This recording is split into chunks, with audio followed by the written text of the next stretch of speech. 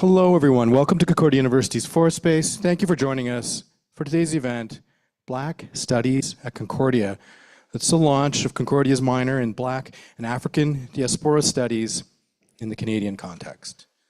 We'd like to begin by acknowledging that Concordia University is located on unceded Indigenous lands in Tchagé, Montreal, and we respect the continued connections with the past, the present, and future, and our ongoing relationships with Indigenous and other peoples within the Montreal community. Here at Forest Space, we work with our university community to help mobilize knowledge, co-creating daily activities that examine research questions and projects and things happening all across the university. And we're running today's event as a live stream, both to YouTube and via Zoom. So those of you joining us there, we welcome any comments or questions via the chat. We'll do our best to read those out a little bit later. Those of you here in the space, similar idea, if you have a comment, question, just raise your hand. We'll run a microphone over to you so that everyone can hear. Okay, with that, it's very much my pleasure. Hand the microphone over to researcher, educator, mother, heritage specialist, PhD candidate in art history, Judith Muindisi. Judith, it's great to have you. Thank you, Doug. Mother, very important. Hi, everybody. My name is Judith. I'm a second-year PhD student in art history department. And I have been in the heritage industry for 20 plus years in South Africa and Zimbabwe. I'm Zimbabwean by origin, Nigerian by marriage, Mozambican by ancestry. So I like to think of myself as the tier 1 African. What am I working on? I'm working on urban spaces. I'm working on oral histories and footprints of the people who live and work on the streets. And I would like to explore how those stories and how those narration of stories, those memories, how they speak to urban policies and to our developers, and how those stories can actually shape cities. So that's what I'm working on. And I've got various interests, but I'm not gonna talk about that now. I'm gonna first, before I introduce our speakers, I'm just going to start by acknowledging our ancestors. Since we are in a Black series, we have an acknowledgement of the people who came before us, the people who are with us now and who will forever be with us. So the acknowledgement was written by Dr. Dolores V. Mullings, and it says, "We call upon our ancestors, remembering all who came before us. We honor you, our African ancestors, who paved the way for us in the diaspora and in the motherland, cradle of civilization, Mother Africa. Your bodies, blood, flesh, bones, then and now nourish the earth, color great, small, fresh salted waters. African, Caribbean, Black people, no matter where in the world we are, share a bond of common courage, determination, indomitable spirit, and greatness. And we acknowledge our differences and similarities embedded in the bloodlines of kings and queens, inventors, warriors, and philosophers. Some of you have endured the brutality of the transatlantic enslavement, forced to give free labor, built nation states worldwide in bare backs, and still managed to be victorious in achievements. We honor you today and call upon your wounded and triumphant spirits to share this space and bask in our glory of you. All our foremothers, fathers, parents, and relations, we know that you fought alongside indigenous peoples yesteryear for freedom. So we know that our liberation is tied to the liberation of indigenous peoples across Turtle Island and the world. We cannot ever be liberated if our indigenous relations remain in bondage under the tyranny of historical and modern colonialism. We will not let your toil and service to humanity and to Black peoples go in vain. So we carry on in your footsteps, reaching for higher heights, creating memories and deeper prints for those of us here now and babes unfertilized and yet to come. So everybody, if I had not already welcomed you, welcome to the first of the series, Black series what should I call them, talks, organic conversations that we are going to be having in, I think there are 3 or so that are yet to come, 4 to come. And I want to warmly welcome you. We are so honored that you came here for the very first one. And with me here are the 2 speakers for today. And I'm going to introduce them both, and then we get right to the business of the day. So I'm gonna, in no particular order, I'd like to introduce to you Angélique Willkie. She's a performer, a dramaturg, and mentor. Angélique pursued a 25-year career in Europe in dance, circus, and music. She's active in Montreal's professional dance community and is the 2022 recipient of the Prix de la danse de Montréal. Angélique is an associate professor of contemporary dance at Concordia University. Her research interests focus on interdisciplinary creation and decolonial dramaturgies. She holds a Concordia University Research Chair in Ecologies of Black Performance, chaired the President's Task Force on the Anti-Black Racism, and is a special advisor to the Provost on Black Integration and Knowledges. Artist in residence at USINE C, Angélique is a fellow of the Royal Society of Canada. We are honored to have you, Angélique.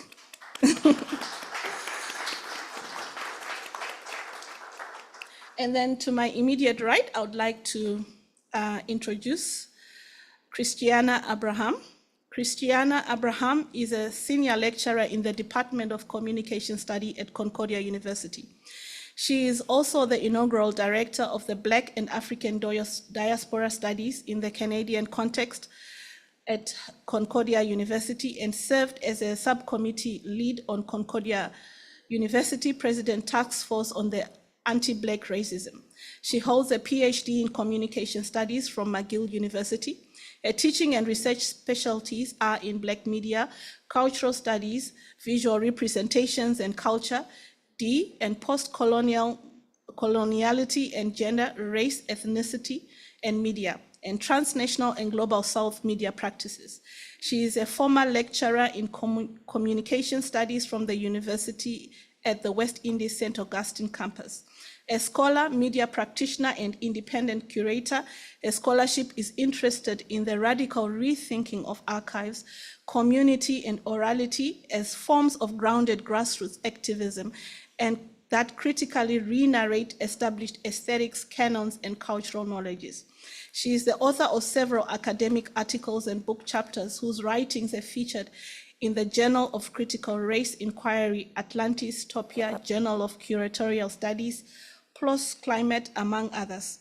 She recently co-edited a special issue on the Scarborough Charter on the Black inclusion in higher education in Canada in the journal Atlantis. She is the curator of Protests and Pedagogy, Representations, Memories, and Meanings, a traveling archival exhibition on the Sir George Williams student protest. Her current research activities focus on the visualities of Sir George Williams student protest, decolonizing public monuments, and grassroots transnational narratives on the Windrush migration. Christiana, we are honored to have you.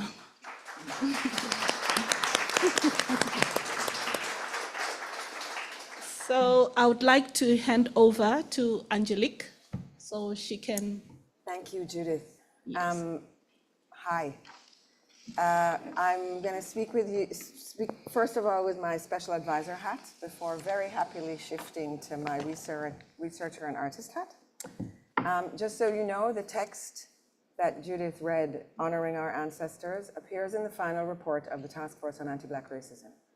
And it seemed appropriate that this event, or this series of events that emerges really from that final report, actually, that there be that link in between the two. So welcome again to this first iteration of Black Studies at Concordia.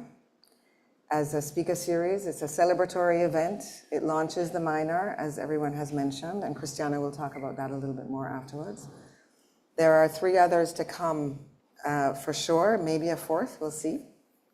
And we'll remind you of what those are. The next one is actually November 7th, so that's only 2 weeks away. Make sure it's in your agendas. We're already thinking of an iteration for next year as well. So this is really part of a broader initiative to develop Black Studies at Concordia. And amongst its objectives, we think in terms of bringing Black Studies research scholars together, both faculty and students, raising the visibility across the university community of Black Studies research that is actually happening in this university, embracing both the range and specificity of Black Studies research as seen as Concordian, I would say, and Canadian. And these events exist alongside coming academic programs. So there's an undergraduate certificate in Black and African Diaspora Studies in the Canadian context that, if all goes well, should be ready for the next academic year. There's also a graduate level micro program being developed. And there are parallel projects. The two that I'm thinking of are a Black Knowledges Hub at the library, which will gather Black Studies guides, Black community-focused research, the Black Community Archives from the library's special collections, bringing all of those together to function as a central research for research, teaching, and learning on Black Studies and Black communities. And finally, the Infusing Black Scholarship into Curriculum project, which seeks to ensure that Black scholarship is embedded in curriculum across disciplines and not only specifically in Black Studies courses.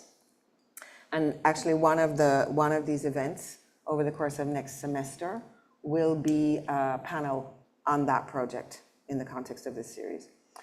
So I'm not going to spend much longer because I think the more interesting stuff comes later. Thanks to Fourth Space for supporting the adventure. It is always, always a pleasure to work with you all. To the Black faculty and PhD students who have agreed to participate in this series, to all of you for being here, for those on Zoom as well, to my wizard RA, Badewa Ajibade, who is hiding out in the back there, for his absolutely untiring commitment to making this happen, to the deans and their teams in the Faculty of Arts and Science and Fine Arts, to the Provost's office and to the Office of Research, all of which have been instrumental in making resources available for the series to happen, which we know is no small feat in these times. I also want to extend a particular thanks to the former Provost, Anne Whitelaw, without whose championing, none of us would probably be sitting here today. And a special thanks to my cohort over here, partner in crime in Black Studies at Concordia and future adventures, Christiana Abraham. On that note, the mic is yours. Yes. Thank you, Angélique. Thank you, everyone, for being here. It is indeed a special day, and I just wanted to start off with a quote from Nelson Mandela, and we actually used it in the Anti-Black Racism Task Force final report, and it says, it always seems impossible until it is done. And I think that kind of really, it really exemplifies the work we're doing here today. So I just want to say thank you again for being here. Merci beaucoup d'être ici. C'est un moment assez important pour nous tous ici à Concordia et à Québec, à Montréal et à Québec.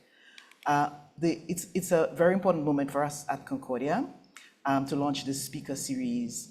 I want to first of all start with the thank yous, right? Because I think we have a lot of thank yous to do. That the fact that we're here today talking about a Black Studies program and actually, starting a Black Studies program has been no easy feat, and it has been a lot of willing persons at this point in time who have sort of pushed the project forward. And there's a very long tradition, a very long history of this at Concordia, which I will talk about in a little while. So let me just thank, first of all, the Dean and the team of the Faculty of Fine Arts, the Dean and the team of the Faculty of Arts and Science, and special thanks as well to the former Provost and her team at the Provost's office. We need to thank the heads of the 13 member participating departments, because in the Black Studies program now, there are 13 participating departments that come from both faculties, and the heads and the members of those faculties have been incredible in working with us with their courses, their existing courses. So we want to thank them. We want to thank the Simone de Beauvoir Institute for its support, its administrative and space support that they have come on board to offer. We want to also thank the members of the President's Task Force on Anti-Black Racism, from which this priority came out of. And of course, this task force was led by the one and only Angélique, who's sitting on my right. And Angélique has been quite a force at Concordia over the last 5 years in moving things and getting things into certain people's ears and getting things done. So I think we really have to thank Angélique for her leadership in all of that. We have to thank as well the students and faculty, the Black students and faculty of Concordia, and of course the wider faculty at large who participated in the task force and who participated in town halls, extensive consultations at the community level, the members of Montreal's Black community who gave us all the advice and the recommendations that came out in the task force. So those are, I want to stand up with those thank yous. So just to, and there are lots more people to thank, but I think we don't have a lot of time, but the thanking will continue throughout the life of this program. So just to say that this minor comes from a very long-standing demand from Concordia students and Montreal's Black community. So this, we have, in putting it together, we have given it an age, so the demand is like 58 years in actuality, but in fact it goes back a very long time. We can talk about the very long Black presence in Canada, which is often unacknowledged or unknown. So the articulated demand that we are talking about here comes from the 1969 student protest, around the protest when students at Sir George Williams University protested against anti-Black racism. And one of their most important demands during that time and following that time was the call for a Black Studies program. In fact, the demand for a Black Studies program. And we see this enunciated by students, not just in 68 and 69, but into the 70s, into the 80s, into the 90s, into the 2000s. And you can find a very long trail of this in the student press, in the Concordia archives. And you can see as well the university grappling with this pressure by trying task forces, doing reports, doing visits to Black programs across North America. And so this has been a long time coming. And it's a special time for us because Concordia is located in Montreal, which is a very special place in terms of a Black history. So there's a very long special history with the Black community of Montreal around this demand and around the events of '69. And so this came out as one of the most important recommendations, a key recommendation in the task force. The task force suggested that the university works towards a full range of Black studies programs. And so as soon as the recommendations were accepted by the university, one of the first things we started working on was the minor. And it really was pulling together what is existing at Concordia and making a program out of it. The program we have here as well also underscores Concordia's commitment to the signing of the Scarborough Charter on anti-Black racism and inclusion in higher education. And of course, the charter really asks universities, and in fact, institutions that are participating to really think about developing Black studies programs. So we're seeing some of those echoes across Canada. We would like to say that this minor is the first in Quebec, so it really sets Concordia as a leader in Black studies in Canada, and in its attempt to decolonize the curriculum. The idea of the program, the objective of the program, we do have a website, so we would like to invite you to have a look at the website, especially for those students who are interested in applying to the minor. It really is about offering a more diversified curriculum at Concordia, a much needed, more diversified curriculum. The idea of fostering critical thinking around race and racialization, anti-Black racism. The idea of enriching curriculum at Concordia, just opening up spaces and other ideas for students to move forward in their thinking and becoming full global citizens when they leave this space and this place of higher learning. And of course, exposure to methods and knowledges about Black and African diaspora scholarship and practices in the whole quest to decolonizing the curriculum.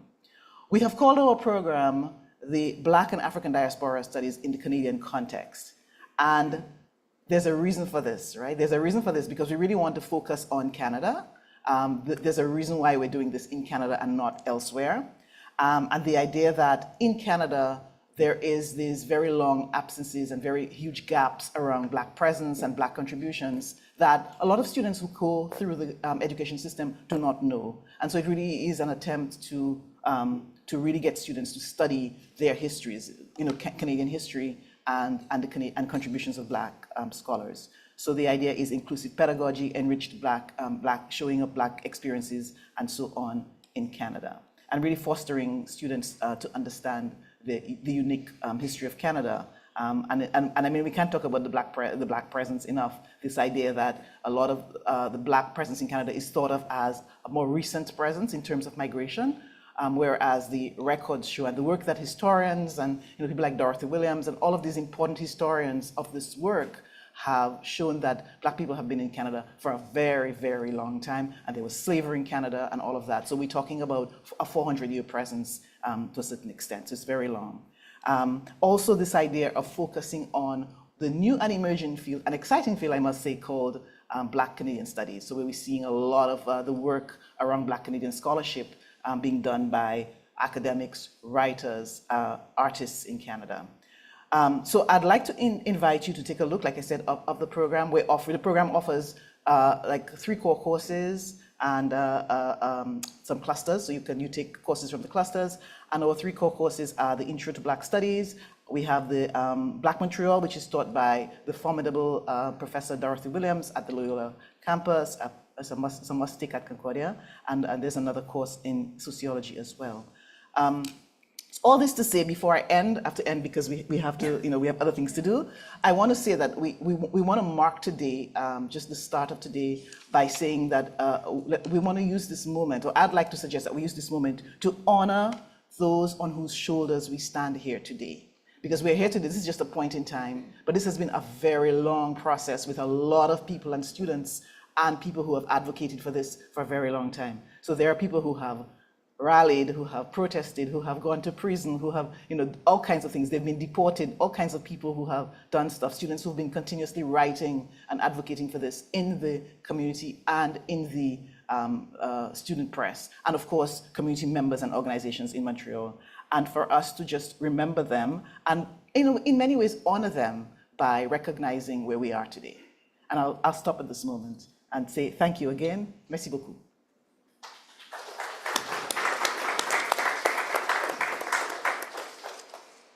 Thank you very much, Christiana, for that, and Angélique.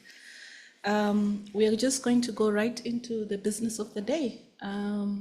So over to you, Angélique. She's going to give us a presentation.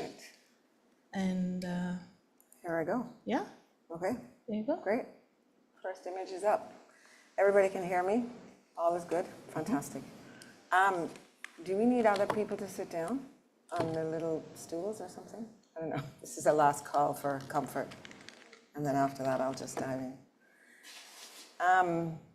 It is impossible for, oh no, wait, I'm going to set my little timer, even if I've already timed it, but okay.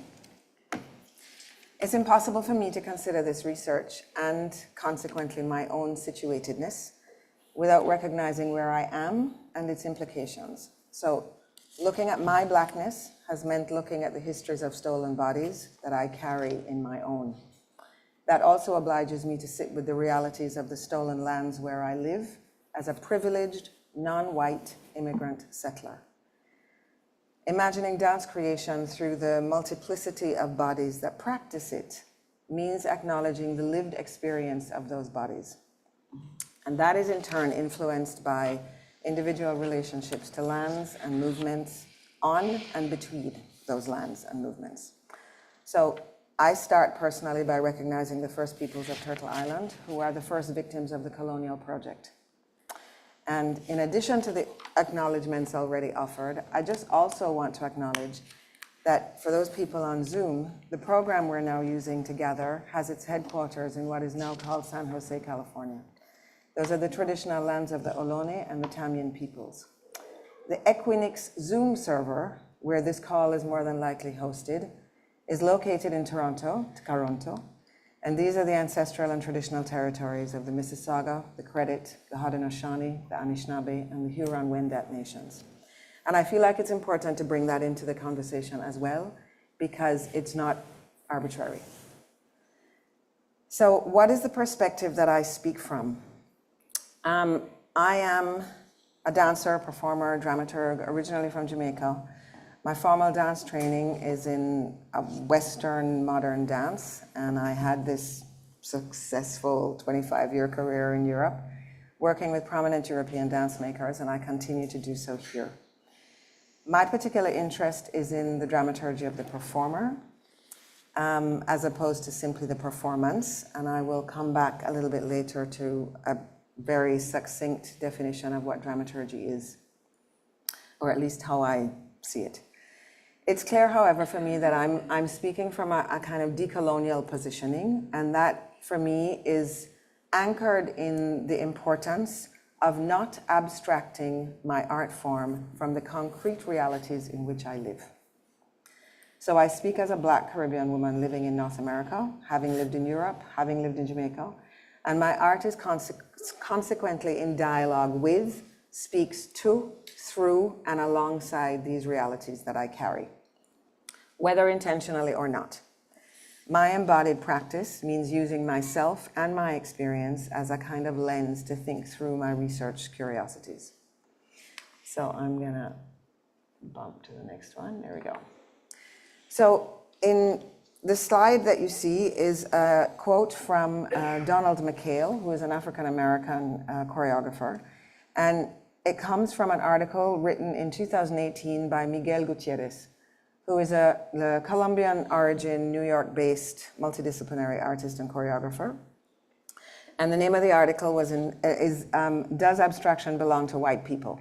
Thinking the Politics of Race in Contemporary Dance. It's in Bomb magazine. And the quote reads as follows: I always begin a project with the knowledge that I am dealing with people, with individuals, with human beings. And my approach is always visceral. Everything must come from within, and everything must have meaning. When I choreograph, I never use people merely to create a design. I mean, abstraction is always present in an art form, and I use it, but I have never used human beings simply as a design element. My work has always been concerned with humanity in one way or another. Basically, I feel the beauty in man is in his diversity and his deep inner feelings. So Gutierrez describes McHale's words as a way of helping him to understand the tension that exists between what he calls white modern dance and Black modern dance. White meaning abstract and Black meaning from within. They're generalizations, generalities, but yeah, they serve the argument. McHale's need to work from within is not merely aesthetic, but rather profoundly political. And his comments resonate for me as a kind of call to artistic arms that is more than valid all these years later, like over 50 years later. And certainly my research I would categorize it as dance thinking from within. So the title page of this presentation is Corporeal Turf, Notes on Blackness and Dramaturgy. Corporeal for me refers to what I call the relational body. And by relational body, I mean the physical body and everything that accompanies it. So the morphology, ethno-racial origins, age, physical abilities, disabilities, etc.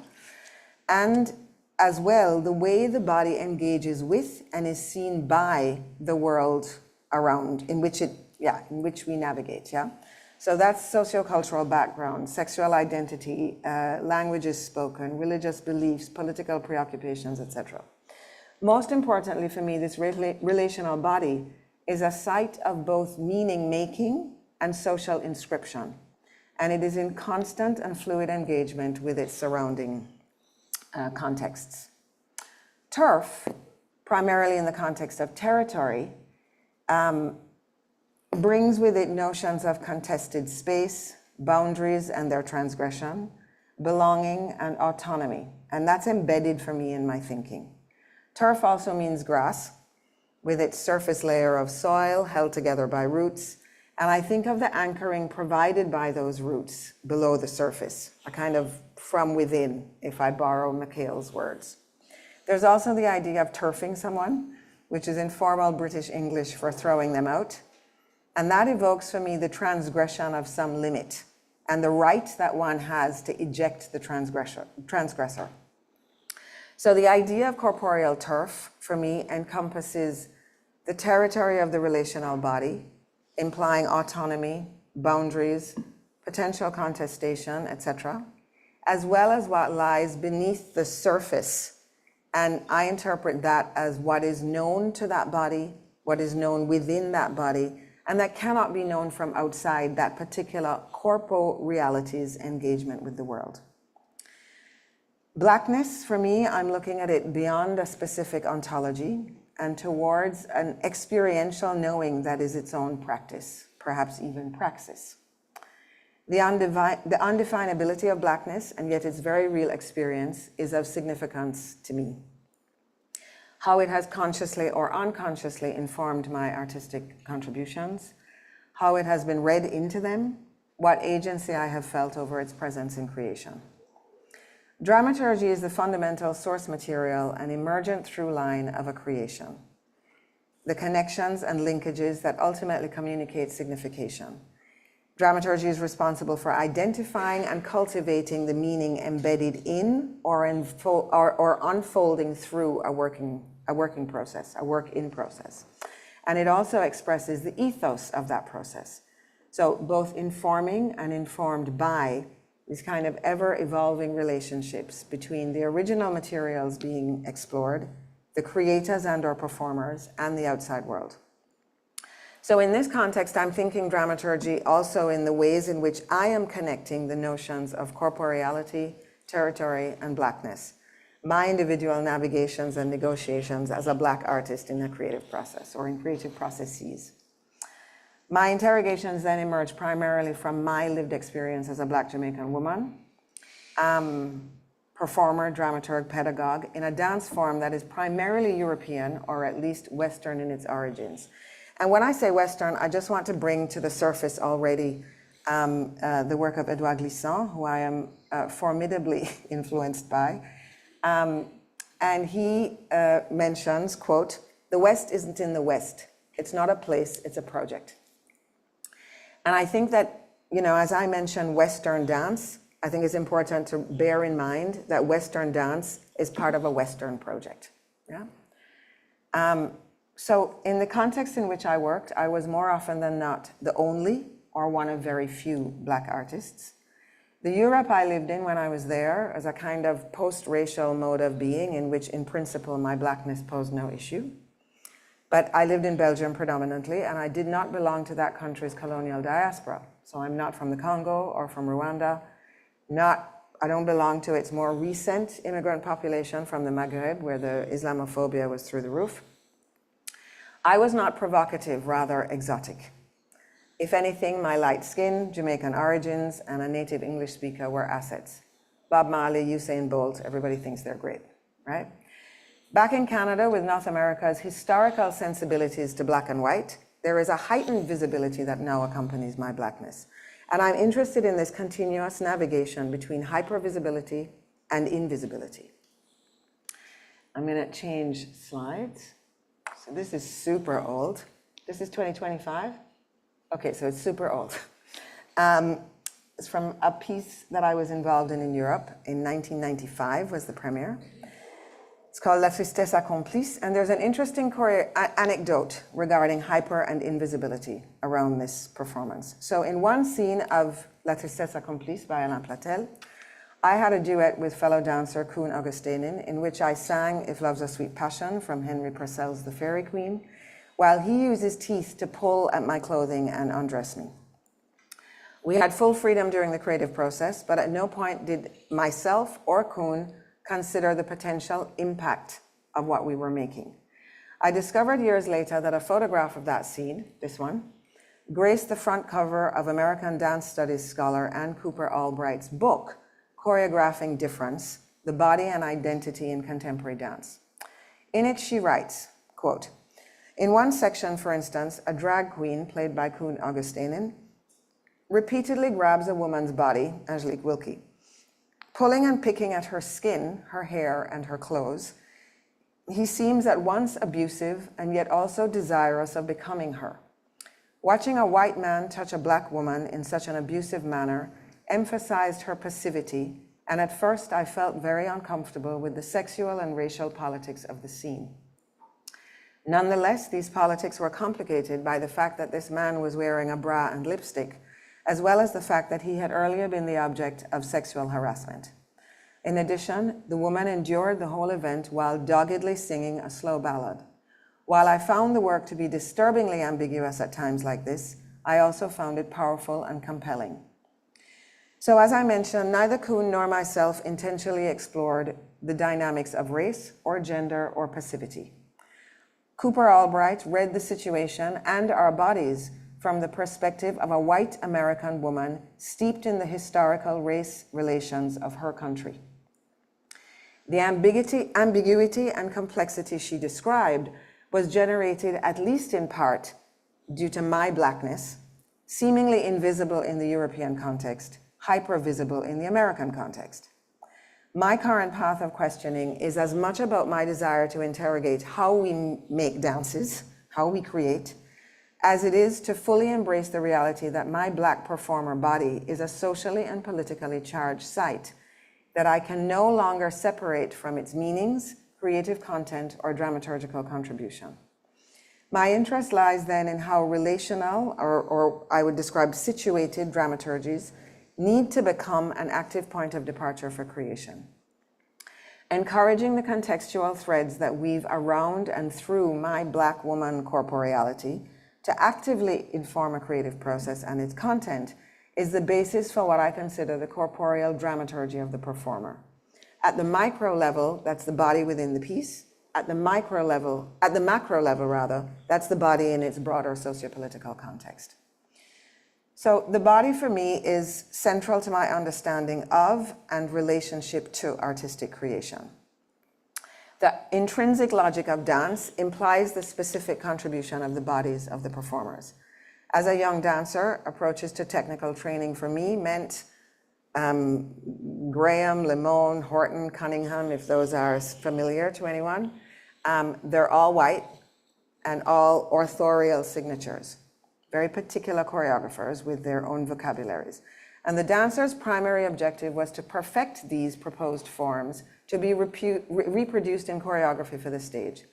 The capacity to reproduce movement in the spirit of the choreographer's authorial signature is what defined a good dancer. This meant a certain dismissal or invisibility of my socially inscribed, racialized body in the different creative contexts in which I worked, as if it were unimportant relative to my talents and contributions. My status as a woman was more evidently manifest in my dance life than my body in the world as a Black woman, which was virtually disappeared. But that intersectional reality is clearly critical to my relational body and its very specific relationship to the world and to the stories it tells. Another example that's actually from 2020 is Canadian choreographer Dana Ashby's J'ai pleuré avec les chiens. And in the program notes, it mentions that the piece assembles 5 women between the ages of 24 and 58, which was me at the time. There is no mention of our ethnic backgrounds, but I was the only non-white performer in the work of an Indigenous choreographer renowned for powerfully intimate performances using nudity and a certain violence in the movement propositions. The absence of any identification of my background makes me wonder about history, makes me wonder about the presence of my older naked Black body alongside 4 younger white women. It makes me wonder about invisibility. In July 2018, for those who might remember it, Quebec theatre director Robert Lepage created Slave for the Montreal Jazz Festival. It featured a predominantly white cast, I think if my memory serves me, 5 white singers, 2 Black, maybe even 7 white singers and 2 Black. Nevertheless, predominantly white cast, dressed in African-American slave costumes, singing traditional slave songs and picking cotton. The production ended up having to be canceled. I can say a million things. I'm just gonna stick to my script, right? So Lepage himself claimed that Slave was based on what he described as the foundations of theatrical practice. And that meant, quote, to slip into the skin of the other in order to try to understand it, and by the same, perhaps also to understand oneself. From the moment that we are no longer allowed to slip into the skin of the other, where we are forbidden to recognize ourselves in the other, theatre is distorted, prevented from performing its primary function, and loses its reason for being. End quote. For me, there's a clear lack of representation of the people historically concerned by the production's dramaturgy and content. By people concerned, I underline bodies concerned. The history of slavery is not disembodied. In Slav, the bodies of the performers were neither neutral nor universal. Slipping into the skin of the other, quote unquote, was not an arbitrary exercise. What Lepage considered cultural appreciation rather than appropriation, in my opinion, falsely depoliticized the bodies of both Black and white performers in a way that dissociated them from their broader lived sociopolitical contexts and the power dynamics that are embedded in those contexts. The experiences of and social inscriptions on bodies cannot be erased. My queries relate to how we acknowledge them in my art of the body, dance, rather than in a way pretend to ignore them, and to what extent, as performers, we have the agency to resist or to play with those projections in and through creation. So, using this idea of corporeal turf, there's a performance that I have been touring now for about 4 years called Confession Publique, the one that I won the prize for. And for me, it really emerges from my corporeal turf. And by that, I mean that it considers the depth and scope of that turf as a source of dramaturgy. Dramaturgy in the true sense of meaning making for me as performer, as well as for the coherence of the work.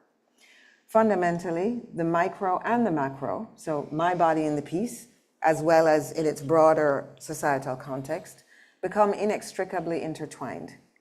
As source material for the performance content, my corporeality becomes both the storyteller and the stories told. There is no decontextualization of my relational body from its broader web of pasts, presents, and futures. And no decontextualization for me means no neutral, no blanketly universal. And that opens up a whole other set of considerations. What might be an aesthetics of neutral or universal bodies? What does that mean for agency or its lack? So the classical ballet of the French court, which is where ballet emerges from, was perhaps the summum of colonial normativity, privileging non-differentiated, idealized, presumably then universal, certainly white, forms and bodies, rather than any differentiated individual content. Classical ballet of the French court relied on a visual aesthetic rather than the kind of visceral humanity that Donald McHale referred to in his 1973 interview. So the Amelia Jones, who is an art historian and theorist, describing the modernist conception of the subject as predicated on vision, wrote that the I of the subject was a disembodied I that turned all bodies into objects. And one of the results of the prevalence of this kind of disembodied visual of that period, the modernist period, was the othering of those who were visibly different.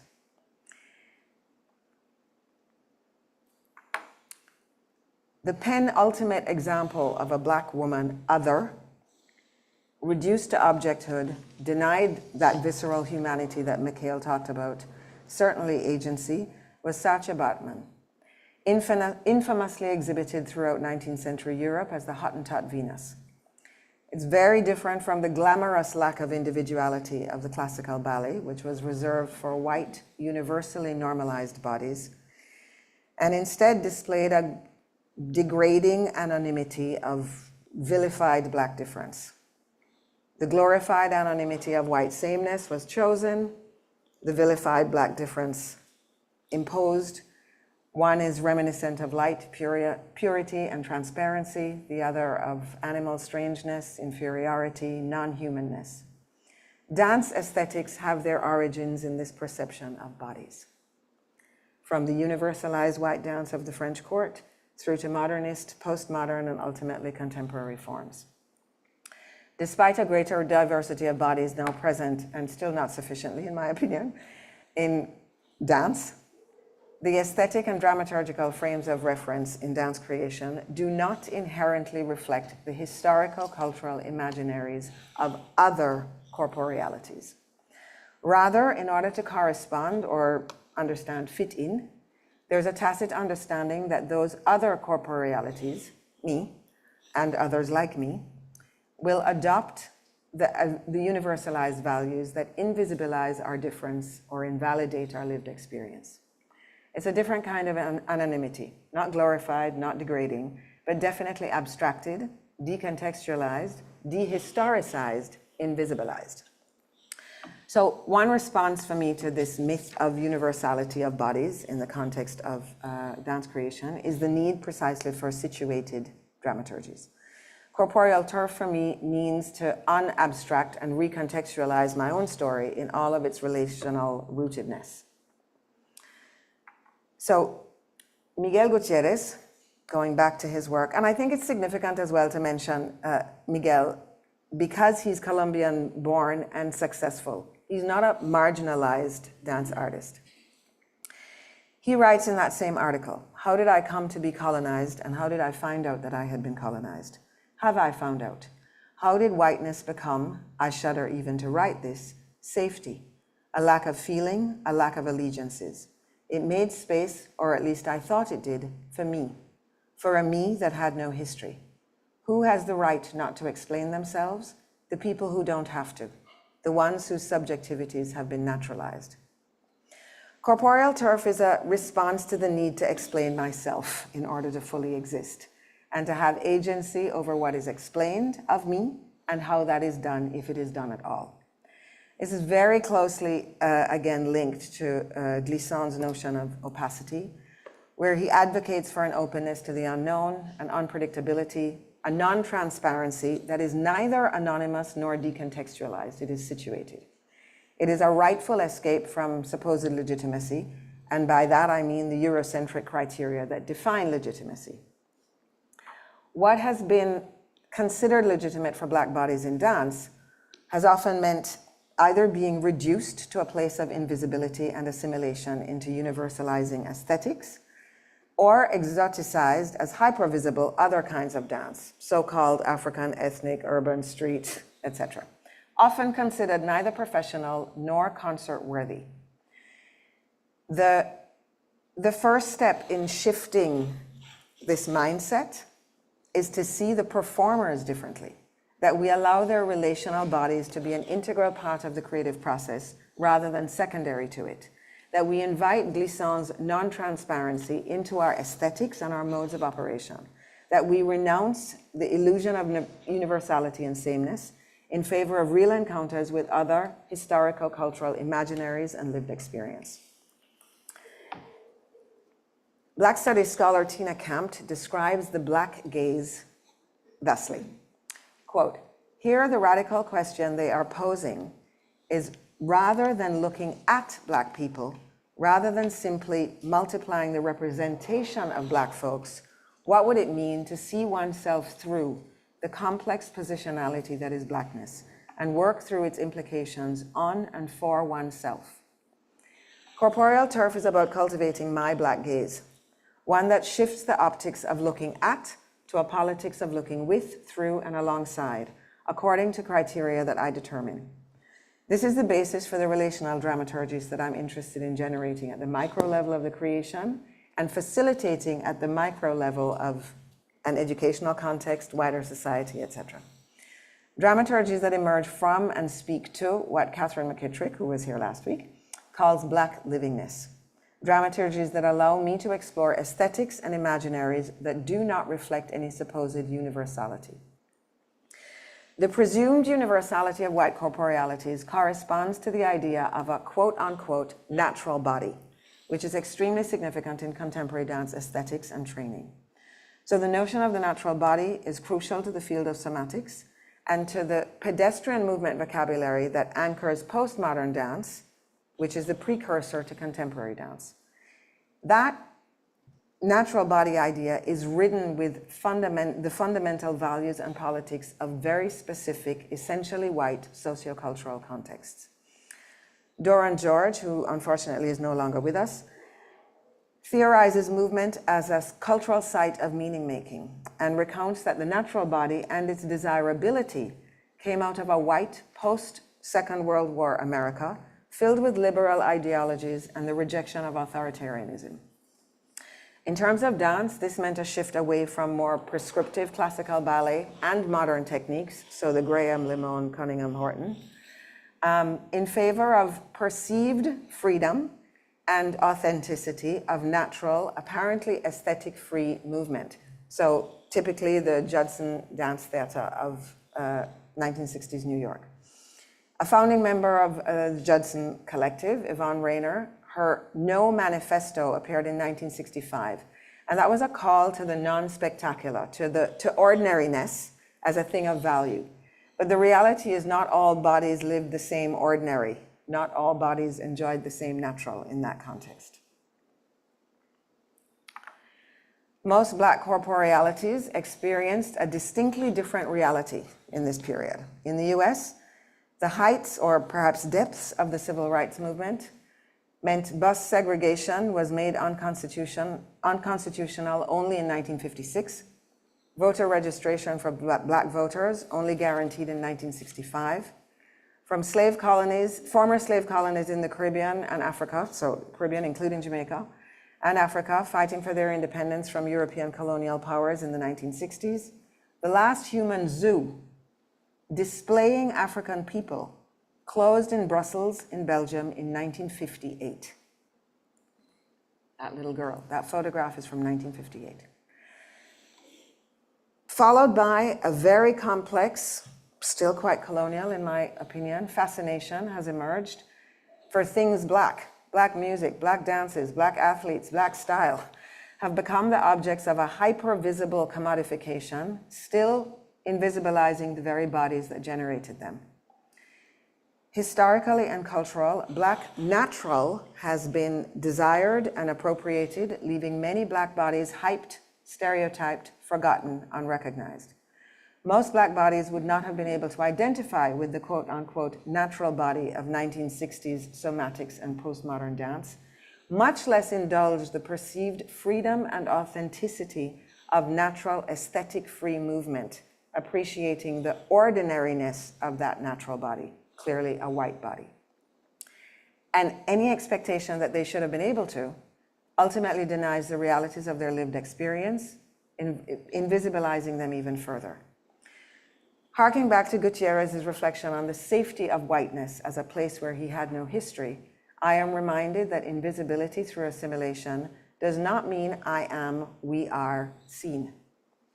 Thinking beyond just Black bodies, but more broadly of politically or economically, socially marginalized or conspicuous bodies, or made conspicuous bodies, few people seek to make themselves invisible unless hypervisibility requires a survival strategy. Blending into whiteness, dehistoricizing oneself, is about a need to survive. This erasure includes rejection of one's own spaces, places, and stories. In the context of dance and dance making, if differences are respected, heard, honored, how can there be universality in bodies? The political potential of dramaturgical practice is perhaps a political responsibility to disrupt, to develop situated decolonial approaches, i.e. dramaturgies that explore alternative meanings, meaning-making, and logics for creation. Choreographer Lygia Lewis, whose work is deeply influenced by Black feminist thought, comments on her performance Minor Matter, which began as a response to the Black Lives Matter movement in 2016. I believe I have it here. No, I'll just read it to you. It reads, "Can you abstract a Black body? Should you? Although I'm entirely engaged with the materiality of the body, looking at it through the lens of just formal abstraction is difficult. I prefer layered activities that engage a process of thinking in real time, making work thick and messy rather than clean and beautiful. The idea of creating something from nothing is the backbone. Making something from nothing for me is a very hopeful gesture. When I look especially at dance history from a Western perspective, we don't have anything to look back on because we've been written out of history. How do I try to make something from nothing? I often think how to alleviate bodies of color from having to represent more than they can. That's why this interrogation of subjectivity is so important. I try to get away from any identitarian stance in relationship to this and arrive at something that's more slippery, potentially more nuanced. I want to work through this notion of difference and multiplicity. Especially when you deal with race, everyone wants you to have a stance. I think a position is important, but to have an answer? We're in a place where all of us just need to be in the process of asking more and more questions and inviting problems into the work.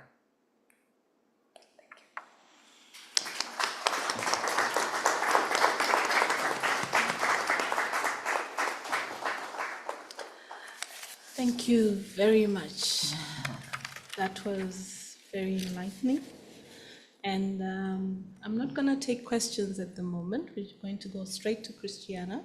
So write your questions down, and after she presents, then we are going to have a question and answer session.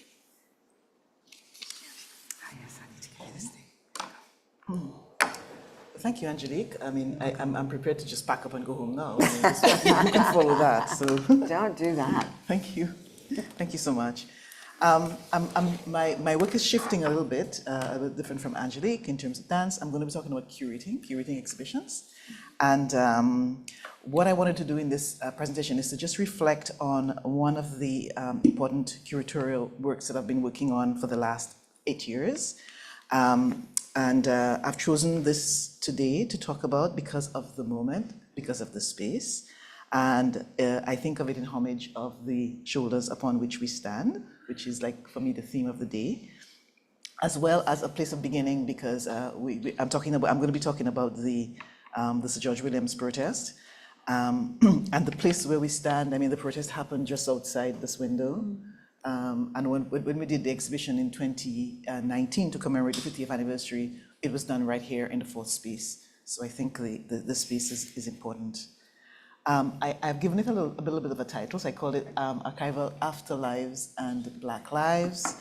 And I'm borrowing this idea of afterlives from Saida Hartman's Afterlife of Slavery, in which Hartman explores the interior lives of enslaved people and their descendants in thinking about the legacy of slavery.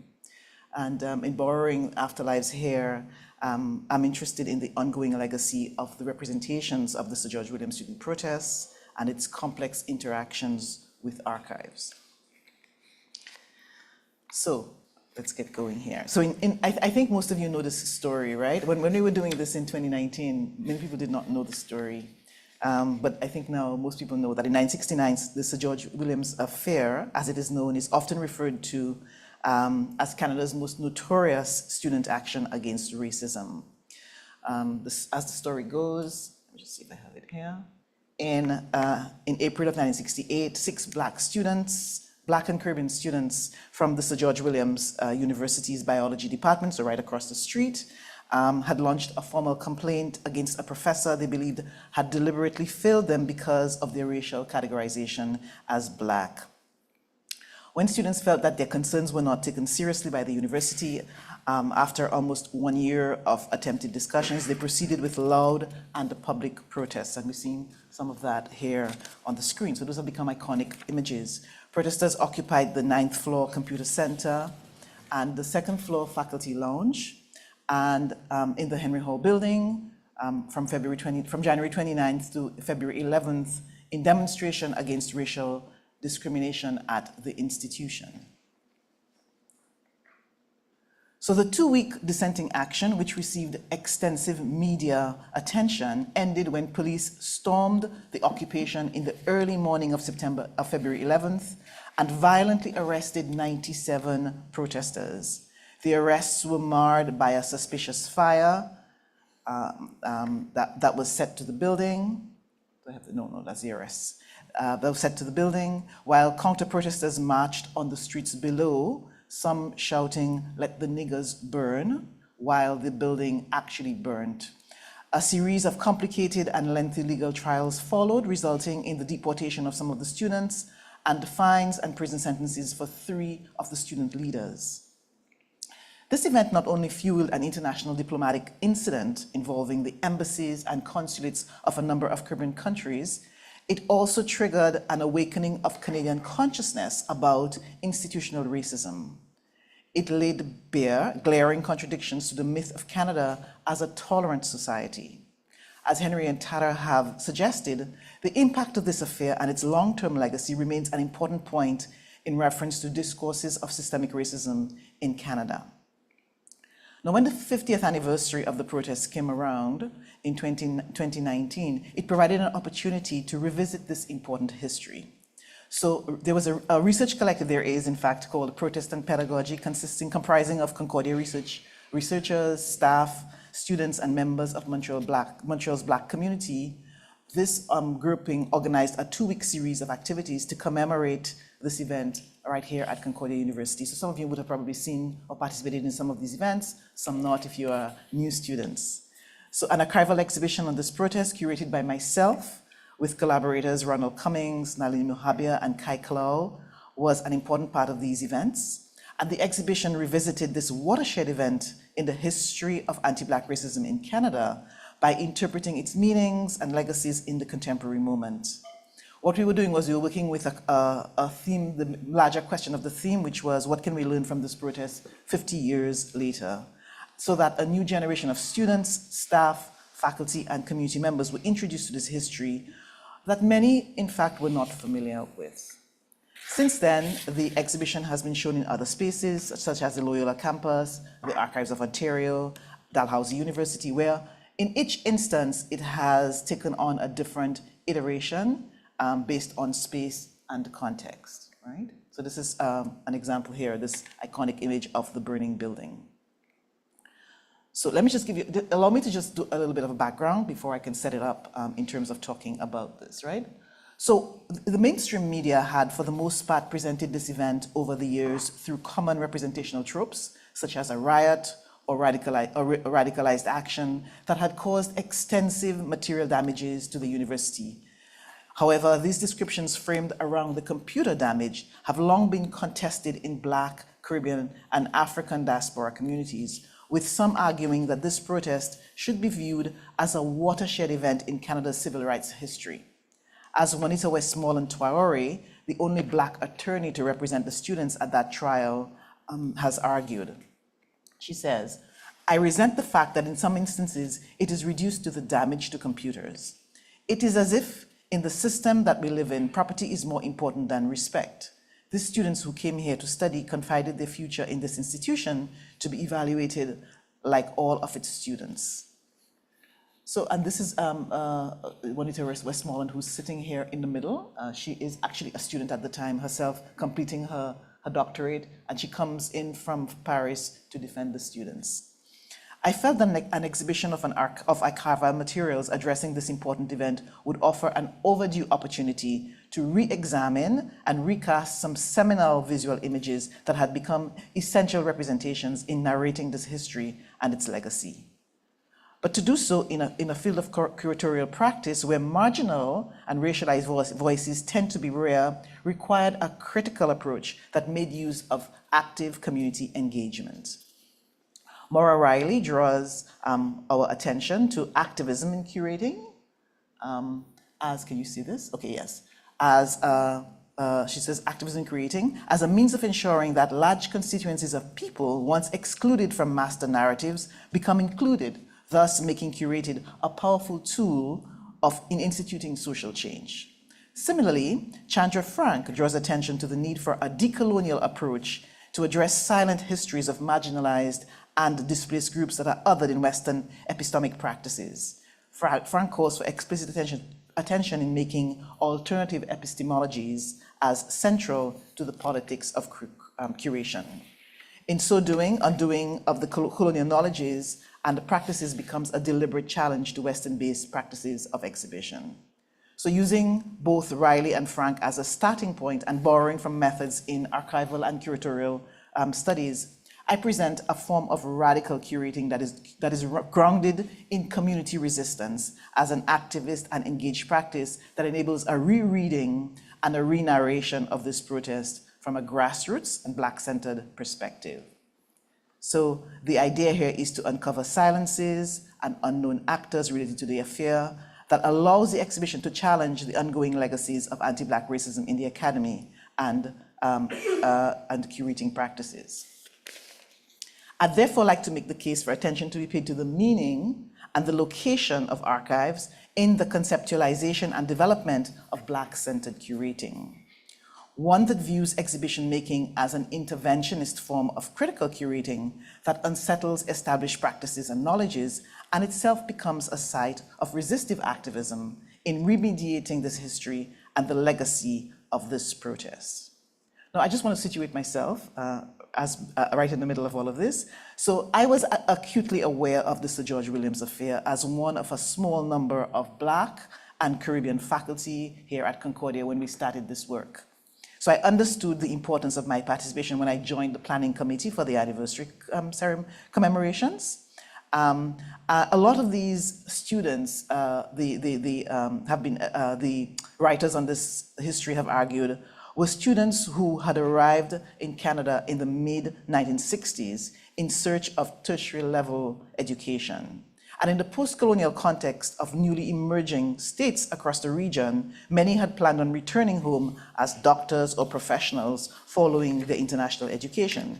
So it became clear to me then that my own largely positive experience at this university some 3 decades later, now Concordia, of course, was linked to this important student activism against anti-Black racism that had taken place in '69. I believed that this was an opportune moment to recognize the courageous shoulders upon which my generation stood in forcing Canadian universities to become spaces that were more accessible to students of color, as well as to articulate the legacies and the intergenerational connections to this history. Hence, my approach to curating this exhibition is rooted in recognition and belonging to this history and its significance. So this case study elaborates a process in which what we can call self-defined Black curators deliberately claim and retell this history using Natalie Crawford's search for a Black aesthetic and a Black interior in a world that often denies such presence.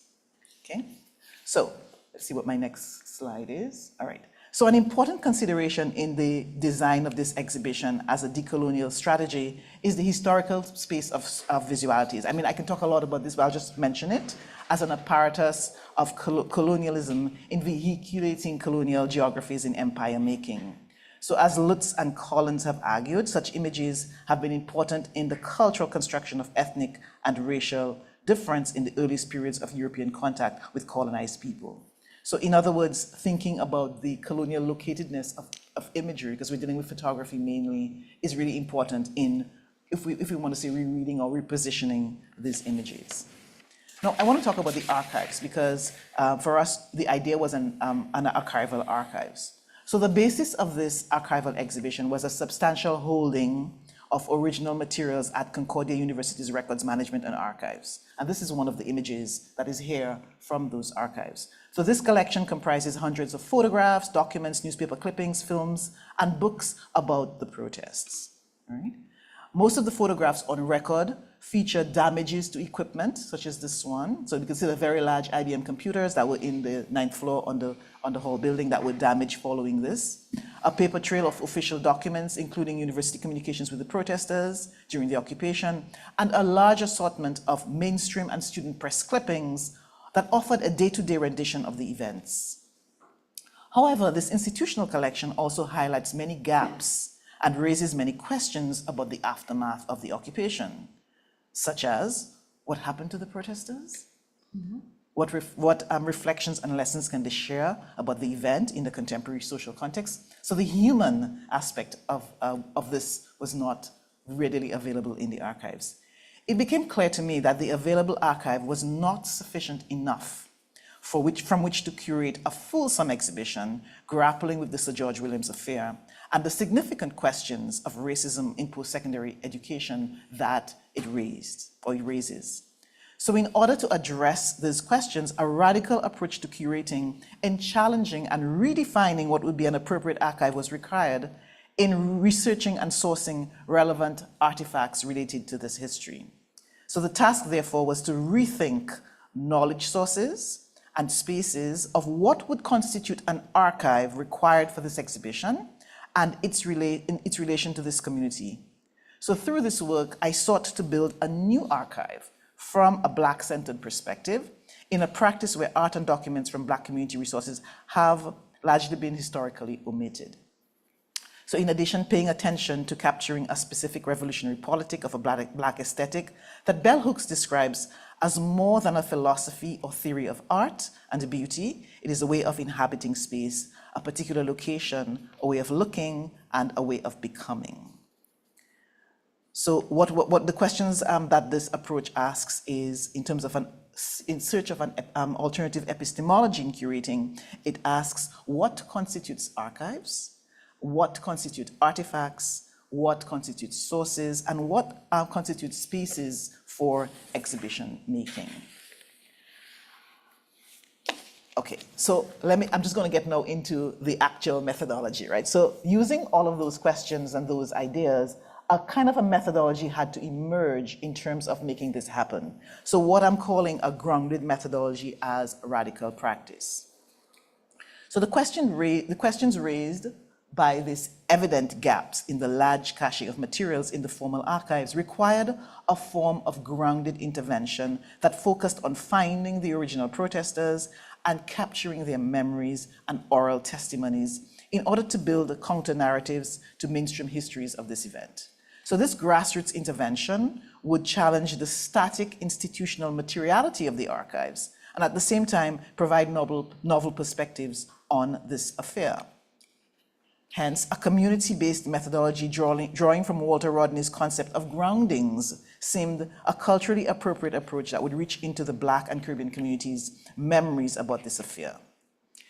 In theorizing philosophies of Black power, Rodney, a Guyanese post-colonial intellectual, proposed the notion of groundings as a means of sharing grassroots knowledges in the oral traditions of Caribbean societies. Groundings for Rodney is a sitting down to reason, to ground, with people in their own spaces in order to get to real knowledges. So this quest for authentic knowledge begins first as spaces of sharing and talking. Black brothers must talk to each other anywhere there's a possibility of getting together, says Rodney. This process taps into a rich African oral tradition of speaking and listening, where real knowledges are thought to reside.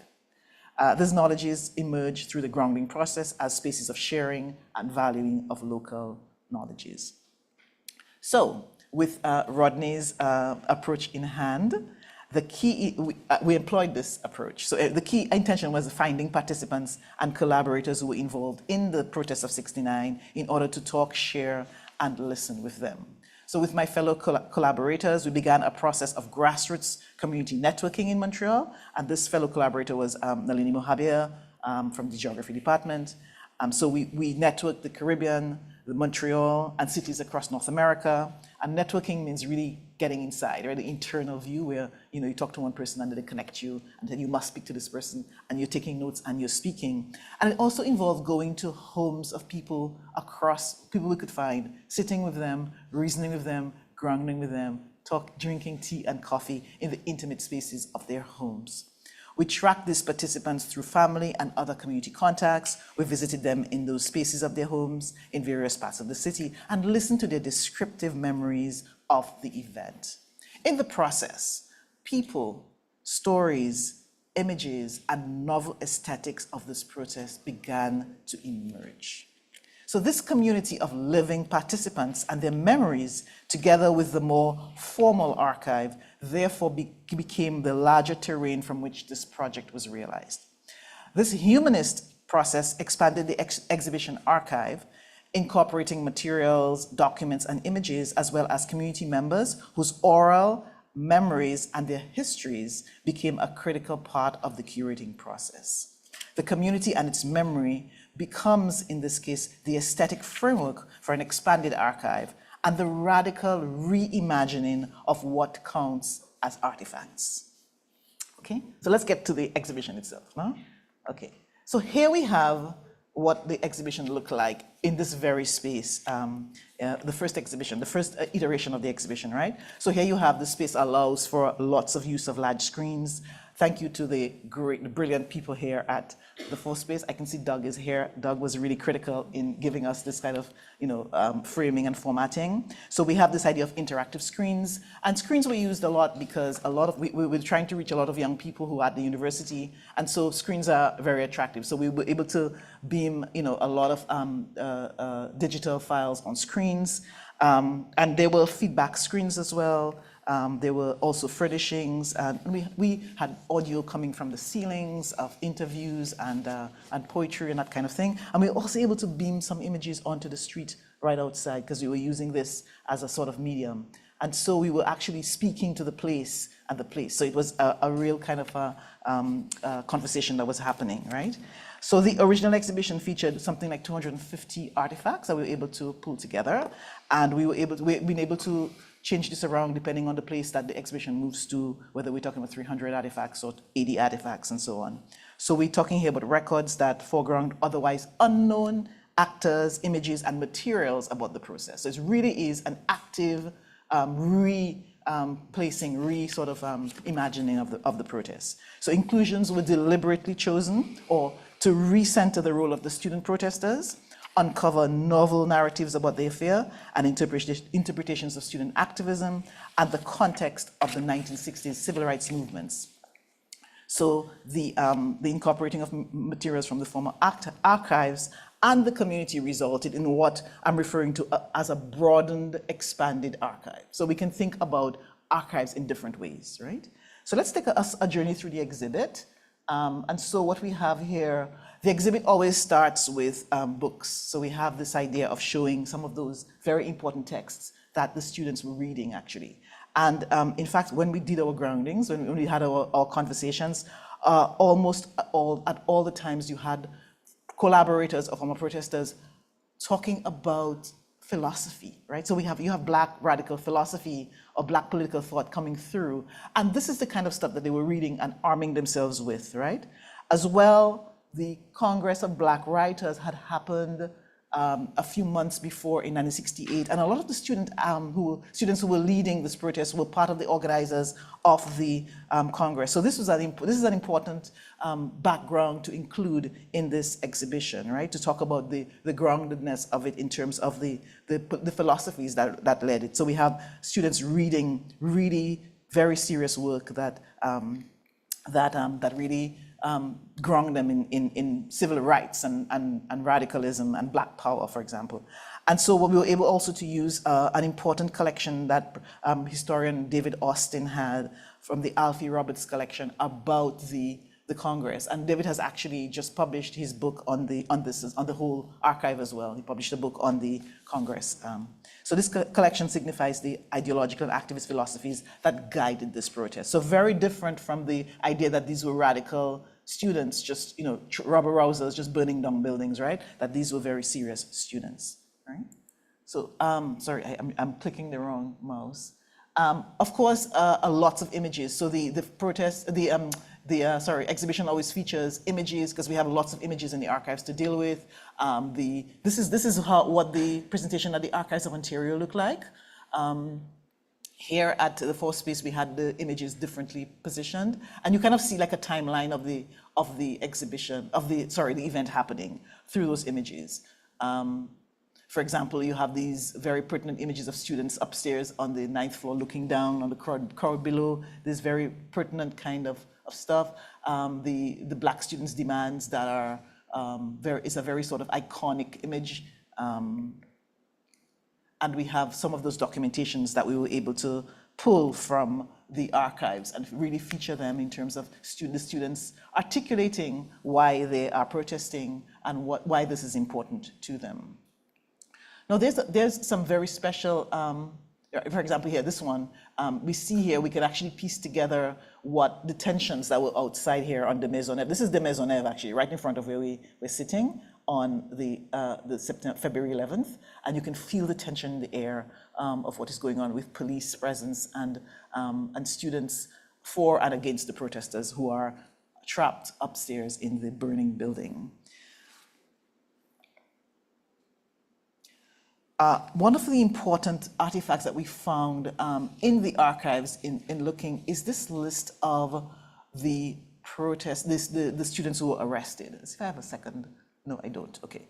The students who were arrested. So this here is how it was presented at the fourth space. So this is a table, a light table, where people are able to go, and the list is actually printed in a very large format, and so you can actually go onto the table, which was around here actually, and see your name. So a lot of the protesters who were here or their collaborators could actually see their name for the first time. And you see this list showing 17 years old, or no, 19 years old, living on Guy Street or de Maisonneuve Street. So the paper had published this list of the students who were arrested the day after the arrest, and it was a way of outing the students. It was a very sort of conservative paper.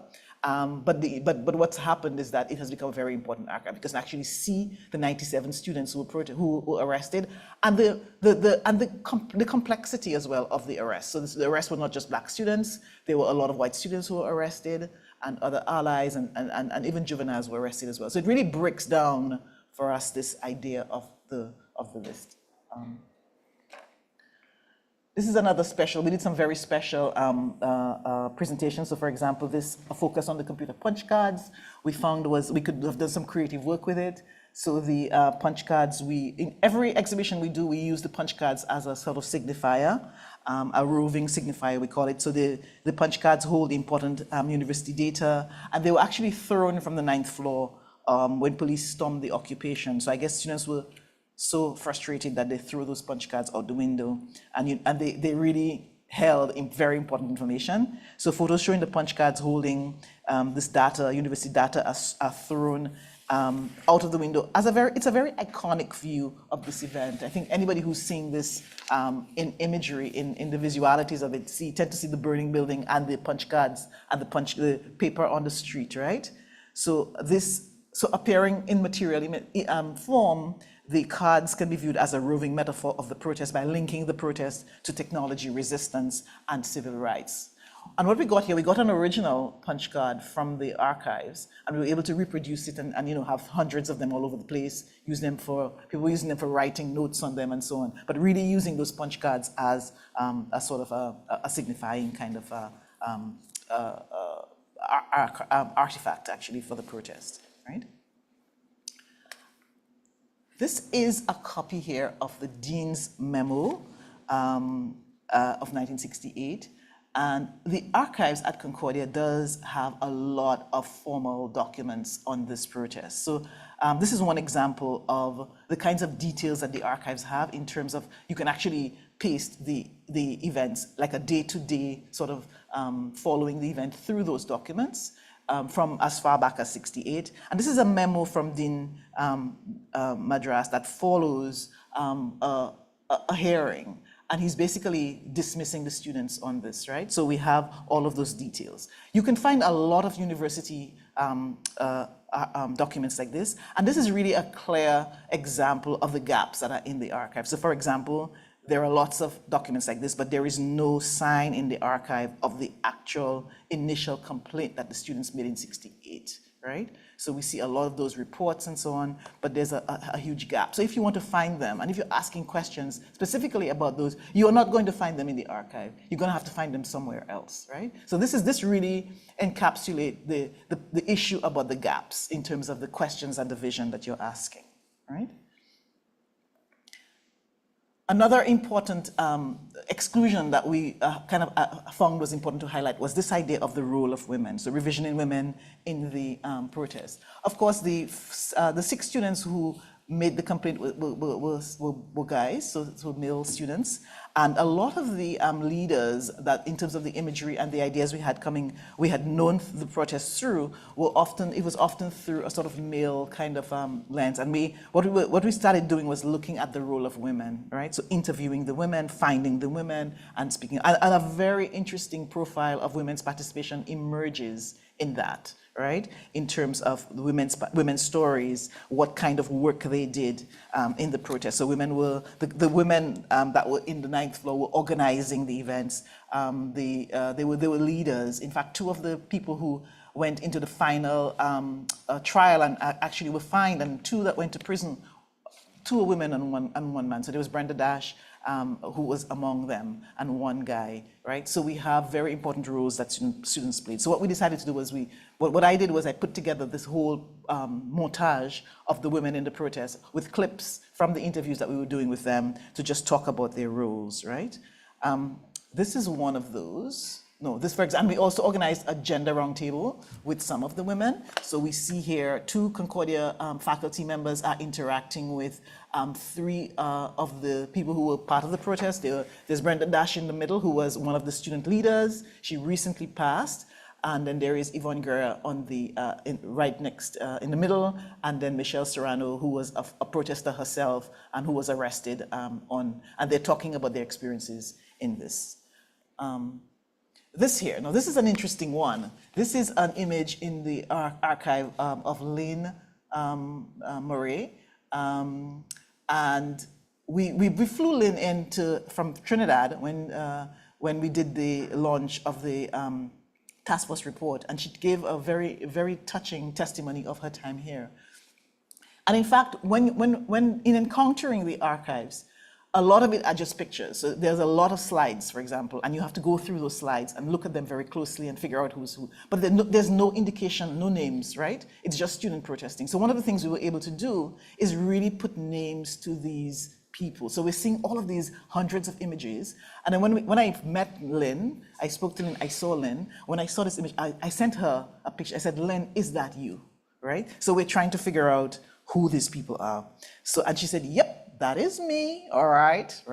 And then she said, so we're texting, and I said to her, what were in the files that you're carrying? So Lynn she's in the middle, and she's surrounded, as you can see, by all of these cops who are leading her out of the building, the hall building, and she's going to the paddy wagon where they're going to take her off to be booked and jailed. She's going to be in the jail for about 2 weeks until they get bail, right? The students are all held in the jail.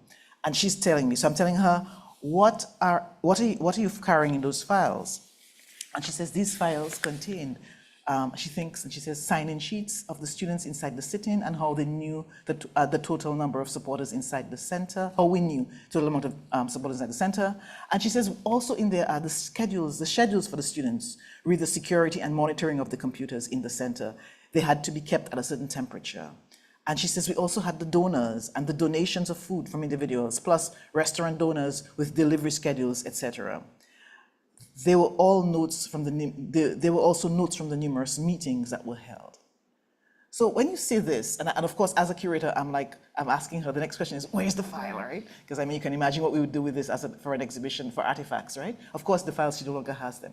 But when you see this level of detail that the students are able to share with you, you realize that there is such depth and participation and thinking that went into the protest, right? So this idea that they were just radical students just going out there burning a building is just complete opposite of what the kind of discussion that is emerging out of this grounding process in this participatory process. So there's a lot like this that is going on. Another person who I had the great pleasure of interviewing was Brenda Dash, who was earlier, she passed away, and she was talking about her life following the protest and how she was harassed by the RCMP and how, in fact, she's also talking as well about the Black Power movement in Montreal in the 1960s and 70s, that students would, during caravan tours of Halifax, Montreal, Ottawa, similar to what was going on in the United States, in terms of consensitizing people around Black consciousness and Black philosophy. And those are the kinds of things we do not know.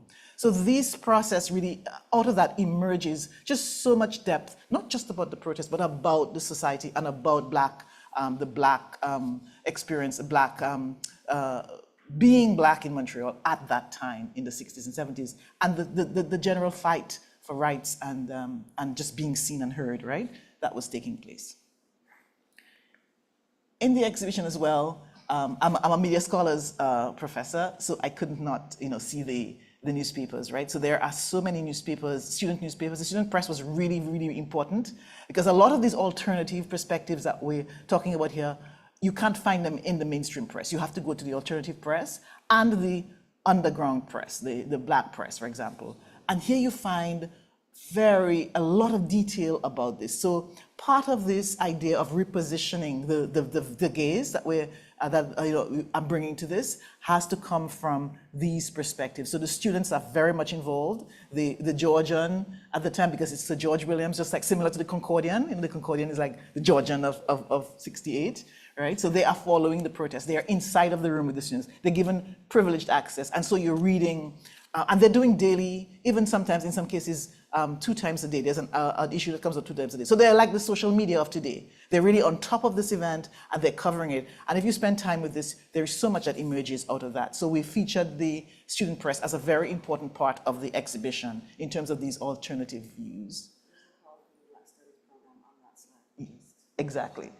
There is so much detail when you start looking at this. There's solidarity messages from universities in Halifax, for example. So much detail. It's fascinating to read through. And of course, we have the underground press, back press, and this is just one of them. And this is called Uhuru, which was a press that was set up by the same protesters. They've been kicked out of university because they're arrested. They're waiting their jail sentences, and they are so fed up with the coverage that media coverage, they've decided to set up their own newspaper, and they call it Uhuru, and they're running, and they're really following this, and they're giving you can get a running sort of history of this happening there. And if you go in there, there's so much that you can find. And so we featured this as well. Another thing that came up was the art of the protest, right? So the exhibition highlighted artistic expressions from former students and protesters and community members, and more contemporary artists offering about the interpretations of the protests. And we also involve students, contemporary students, in that section of the exhibition as well. So this is a cartoon from Montreal-based artist Leon Lelwyn. At that time, Leon Lelwyn has become a star now. I don't know if he's in the room, but he was not well known. He was a student at Sir George, and he was the cartoonist for this newspaper called Uhuru, because they were students who were doing this newspaper. And he was drawing. Every issue had cartoons. Cartoons were a big thing at the time. They still are. And what Leon is doing is he's really doing what we call Black revolutionary art, which is similar to what the Black Panthers are doing in the United States, like really very strong lines and very strong language and visuals in the art that we call the art of a protest, right? So he's really showing these very poignant sort of views about Montreal and Canada through these works. And Lelwyn's, our finding Lelwyn as a very good example of this grounding process. So for example, Yvonne Guerre, who was the editor of Uhuru, said to me when I spoke with her, have you spoken to Leon? And I said, no. And she gives me Leon's contact. I go see Leon. We go see Leon. Leon's in his house. He goes under his a desk and he pulls out this dusty cachet of all of these original images, right? And we feature them in the exhibition, and he talks to us, and and so on. So a lot of that is going on. Leon has since donated all of those to the Concordia special collection, so they are here now. So we do feature like 13 of his pieces in the exhibition. Another bit as well. So we have this work from Charmaine Lurch, who is doing interpretations of the protest. She's an Ontario-based artist, and she's doing stuff around, she's interpreting on the right here the protest through the punch cards. It's called Affair 69, and she's also doing other work around mapping points as well. So very evocative, images and visuals that are emerging as legacies of this, right, in the contemporary sense, right? So this is Charmaine's work as well. A more recent, and this is part of the display we had right behind the screen here, where we had all of the art that students actually had contributed to this, right? So more work from Leon Lelwyn and so on. Another work that we came across, in fact, after COVID, because this work is ongoing, I call it longitudinal work, is the work of a participant in the protest called Carlisle Williams, who died during COVID. And he was, in fact, a student at Sir George, and he was actually at the 2019 commemorations. And when Carlisle passed, they found this cachet of work that he had at home, at his home, I think in NDG. And so with the family, we were able to show some of it in one of the iterations of the exhibition. So this is at the Archives of Ontario when this was shown. And his work is really about revolution. And he's here doing work around Bob Marley and Biko and all of these. And the work just continues, right? This idea of changing the world through this idea of revolution, right? Here we see what the fourth space looked in its full glory during the exhibition, where we have some of the actual former protesters are here talking to the audience. So the space itself becomes a space of sharing. The exhibition becomes a space of sharing. You see what I'm talking about, the screens, where we have all of this showing on the screens. And standing here is from one of the original, on the left, one of the original complainants. And we have Mr. Philippe Fizeme, who was Haitian-born, but part of the protest here in Concordia, here at Concordia, right? Of course, my time is up. Yeah, yeah. Of course, we have the apology of the university that happened following the release of the our task force report. That is 52 years in the making. So we had a public apology that was offered, and I have here the apology marks the launch of the president's 2-year task force on anti-Black racism, and this apology follows the commemoration of this anniversary, but also all of the work that had happened from 2000, and this long and slow apology came 53 years late, but it came anyway, right?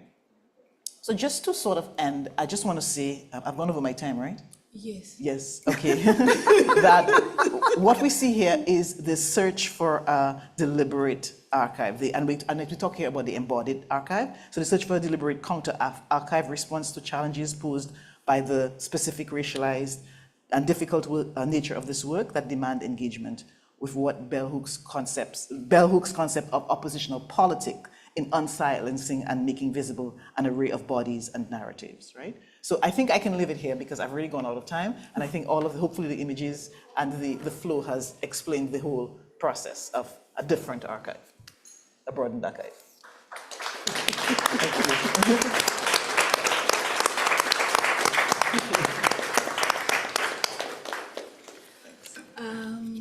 Thank you both for such wonderful talks, and I think a beginning of centering ourselves in a conversation where we recognize the importance of where we are today and how we came to be here where we are today.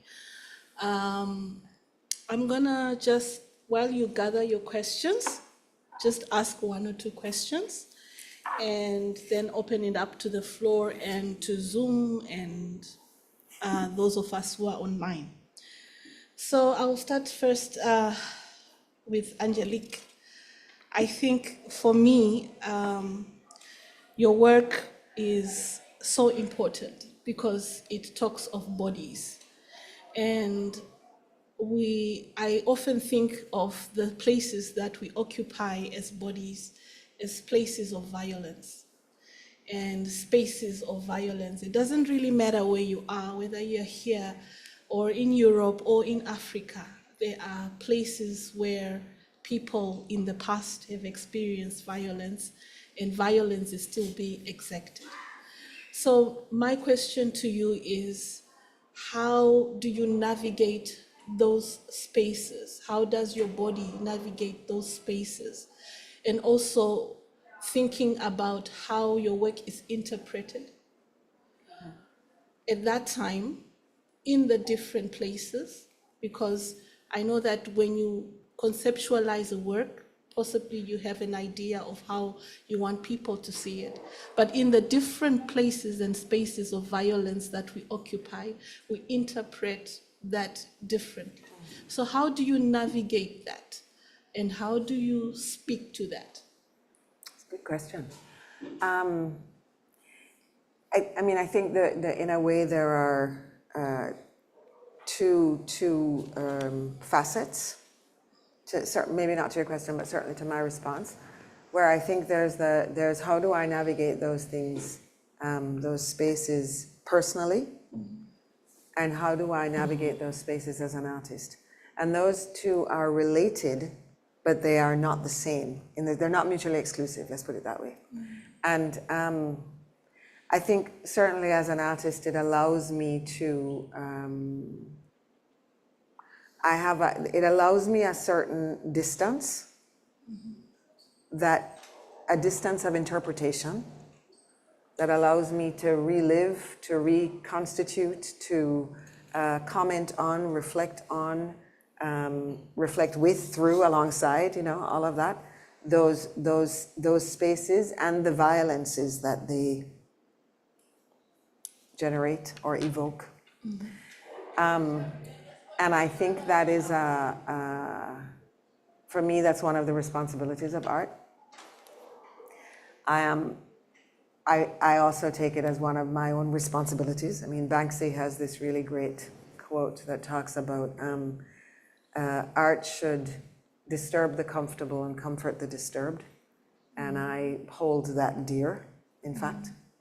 So I really do consider it part of what I am required to try and negotiate and navigate. I think personally, for sure, I'm aware just from my own pathway of how differently I might be seen. And as a result, I wasn't necessarily aware of that at the time. I'm certainly aware of it now. And I am better able to articulate that now. But the different ways in which I am seen also speak to the different possibilities of how the work I do is received. And I mean, I'm just back from a series of performances, and it was very interesting to be in Mexico, where the relationship to nudity is very, very different, versus being in Europe versus being in Canada. And exactly the same performance perceived very differently. Even people's, I mean, in what context do people get up and walk out? That's always a possibility. Yes. And they do. And they walked out more in Mexico than they have here. But those who stayed in Mexico had a much stronger reaction than the ones I've had here. So, stronger in terms of, really just, we finished a performance and there was a 2-minute silence before anybody applauded. And that's not something that we have encountered here. Here, the reaction is more very quickly this. And not to say that that's wrong. It's just, I mean, those are cultural codes as well. But that in that other cultural context, Mexico in particular right now we're talking about, I mean, that they allowed themselves that space to digest and to hold their own reactions to what was provoked was something that really struck me as well, and has actually given me the confidence in a way to trust the proposition as well and let it speak. It's no longer about, I'm the vehicle in a way for what as I mentioned in the talk, in a way my own experience and its embodiment becomes both the storyteller and the stories told. And to trust that that is doing its work. I don't know if that answers the question completely, but because in a way, I also don't think that it's not a strict response possible, you know what I mean? Because the contexts are so fluid, and because we're talking about subjectivity, not only my own, but those of the people that I encounter, whether it's as an individual or through the performance medium, I guess the greatness in the work is the questions that are asked afterwards, more than the answers that are given, I guess. Yeah. Both for the work and for this. Yeah. I'm just gonna go to Christiana, and I found your work very interesting I like to think of myself as well as a storyteller, and community work is so dear. And I was just wondering, as you were talking about how the archive was actually uncovered through grounding and through community work. And I was just wondering to myself, what other stories there must be thousands of stories that you got and you recorded and you saw. And I was also wondering how much of those stories are going to, bounce off this project and have a life after this project? Thank you for this question. Yes, there's a lot of stories. You imagine sitting for hours speaking to people, all they give you is stories. So this is really an important part of this. There are all kinds of stories. We have stories about, the history is told in story form, in fact, when you do this work in that way, right? And there are lots of funny people who are collaborators or students, so we get a lot of funny stories. So we get stories of what was happening in the protest, like the funny side. But we also get some fundamental stories that have not been told. So for example, one of the persons I interviewed was Judge Juanita Westmoreland, who was the lawyer I quoted and we saw. She eventually became the first Black judge of Quebec, in Quebec, a stellar career following this. I interviewed, she never spoke about the process, because in fact, she was one of a team of lawyers that represented the students. And they did it as a test. There was a very special way in which the students were defended. So there was a test group from Trinidad, 10 students from Trinidad, because they were represented by their government, their consular, and so on. Their defense was paid for. So they put that test forward as a test, and then the others would have followed, because it was so expensive for the state actually to process 97 people. And so she actually, for the first time, gave me the details of all of this after all of these years, like the strategy, the legal strategy behind this. And she talks about how they managed to get the students off, because the students will find 12 charges, one of which was arson, which could have carried more than 12 years in prison, arson for setting the fire. And she really walked us through how the defense actually worked around these defenses. And in the end, when the students were, they got off on 11 of the charges, except for one, which was they had to plead guilty that they were there, they were present. And so on that basis, the Crown, with the university, of course, decided to offer a deal to the remaining students who would just sign a yes, we agree, and then they would be exonerated. And then afterwards, students would be allowed to come back to university. But there were 3 students who did not take the deal. They said we are not pleading guilty, we refuse to. And those were the 3 who went into the last final big trial. That's Rosie Douglas, Ann Cools, and Brenda Dash. And so a lot of those stories were evolving, coming out of it. And one of the stories that came out of Juanita, Judge Westmoreland, was she gave us the story about the return to Trinidad with the students. So they've been in Canada. Some of this, the process takes 2 years. The court cases, it's a long case to process. And eventually, when the case is finished, they're sent home in a plane, an Air Canada plane that takes them back home, because they can't go to school. They've been expelled, right, to a certain extent. They were not the ones that came back. And so they all go back home. And now they're scared, they're like nervous, because they're heading home on this plane. And they asked the lawyer to come with them to explain to the authorities, in case, because they were going with books. And so she said, and she gives the story so eloquently. And she says, she gets onto the plane, and the plane stops in Barbados because there is some kind of event alert about the students coming back. Everybody's scared. This plane, they're not allowed to disembark in Barbados. They're on the tarmac for hours. Eventually, the plane takes off, and the plane gets to Trinidad at sunset, so like low light, and they're coming off the plane onto the runway at the Piaco airport. They don't know what to expect, and then she says, you just hear this drumming, as if the drumming is coming from deep within the earth, and it's shaking the earth, and they're walking in, and when you walk closer, you realize that people have come to welcome the students home, and they're being welcomed by this drumming ceremony, and their families and friends, because in fact, the time that the plane took on the tarmac in Barbados, the news was spreading and people were gathering to welcome the students. And they walked into open immigration, no checks and so on. People were running and hugging them. And she says, we were met like royalty, and she gives the story, which is amazing. And for me, this story should become a play, like it's theater, like this story, it has not been told. So we had so many of those stories that emerged. And I did get to publish a few of those interviews, because we've been publishing, these interviews, because these interviews are ongoing. So I think this is what I call longitudinal work. It's a long process of sharing those stories and telling those stories, right? So there's a lot, yeah. Absolutely important work. I would like to go to the floor now. there any questions? If anyone has a question, please raise your hand. I'll bring this microphone to you just so that everyone can hear. For those of you on Zoom, if you have a question, please feel free to raise your hand or pop the question into the chat and we will read it out. Any questions? Oh, wait, yeah. Sorry, we have a question right here.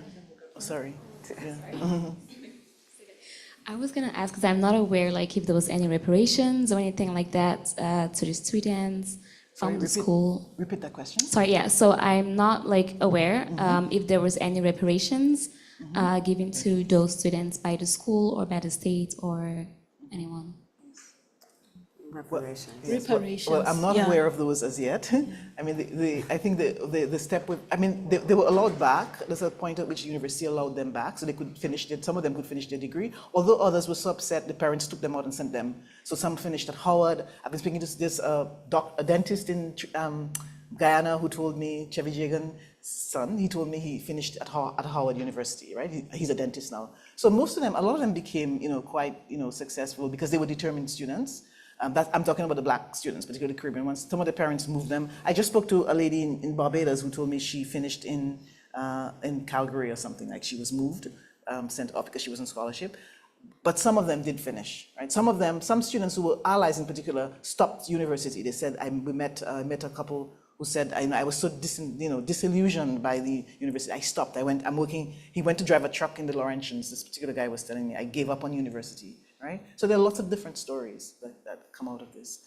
But in terms of reparations, we're not necessarily aware of any of those, except of course for the apology. And I think it's a work in progress, right? Mm-hmm. So yeah, so we can think about reparations in forms of scholarships and so on that can come, and that's future work, right? For the next generation and for all of us to do. Yeah? There was this, yeah.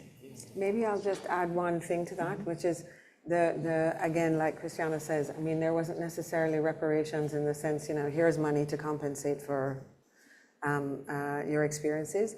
But I think as we worked through the work of the task force and, the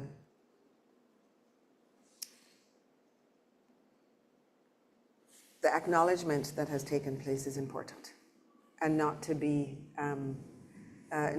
diminished in its importance, right? So I think, and I'm not saying that replaces reparation by any means, but I am saying that the public apology was not small. It was an enormous event. It was extremely emotional, not only for the people, there were two former arrested, one original complainant and one who was arrested, who were present, talking about their experiences then, but also their lives since. The university president's public apology with press from everywhere. I mean, I think in a way the publicness of the apology is also a way to remain accountable. The fact that we're sitting here to celebrate this event is part of the accountability. And I think it is important that we all, not just us or the university, but that we all, engage in that exercise of accountability. There was a question here. In the front here. There was one here. Yes. Oh, I see, you gave it up. Hi, thank you to both of you for your wonderful talk. I really appreciated it. My question is to Dr. Abraham, but feel free to also answer. I feel like over the years, as I've heard the story of the Sir George Williams affair, there's always a lot of debate on who started the fire. And after being able to access all these archives, like to the best of your abilities, who do you think started the fire? Oh, God. And I know this is being recorded. Yeah. Well, this is part of the inside stories, right? So this is one of the stories that you hear. So for example, one of the participants in the protest, I can call his name because I'm sure he would be happy if I call his name, Mr. Izene. He talks a lot about that, right? So this idea that, the students, because the general idea, feeling around the students is that they were framed. Because, who wants to start a fire and burn themselves? Because you're in the building and you want to, burn yourself. And he said, we had this ongoing debate. So, because of course there was a lot of blaming, right, around the student leaders, people, they were actually rebel rousers. They think that whose job was to cast blame and doubt among the students, so division. And so he would speak to one of the leaders, say, did you set the, and excuse my language, you set the fucking fire. And he gives you the story like that, right? Because I mean, his stories, and he says, no, I said no, so they had this ongoing debate, and they actually talk about that among themselves. And it becomes, it's a very serious issue, although it becomes like a joke, right? But it's a very serious issue. But the prevailing logic within the the aftermath of the protest is certainly, it was certainly not the students. So the students were framed for the fire. Yes, and there's a lot of stuff that's happening around, that's been told around, police operatives, and a lot of other stuff that we cannot talk about. But there's a dark side to this whole story as well, right?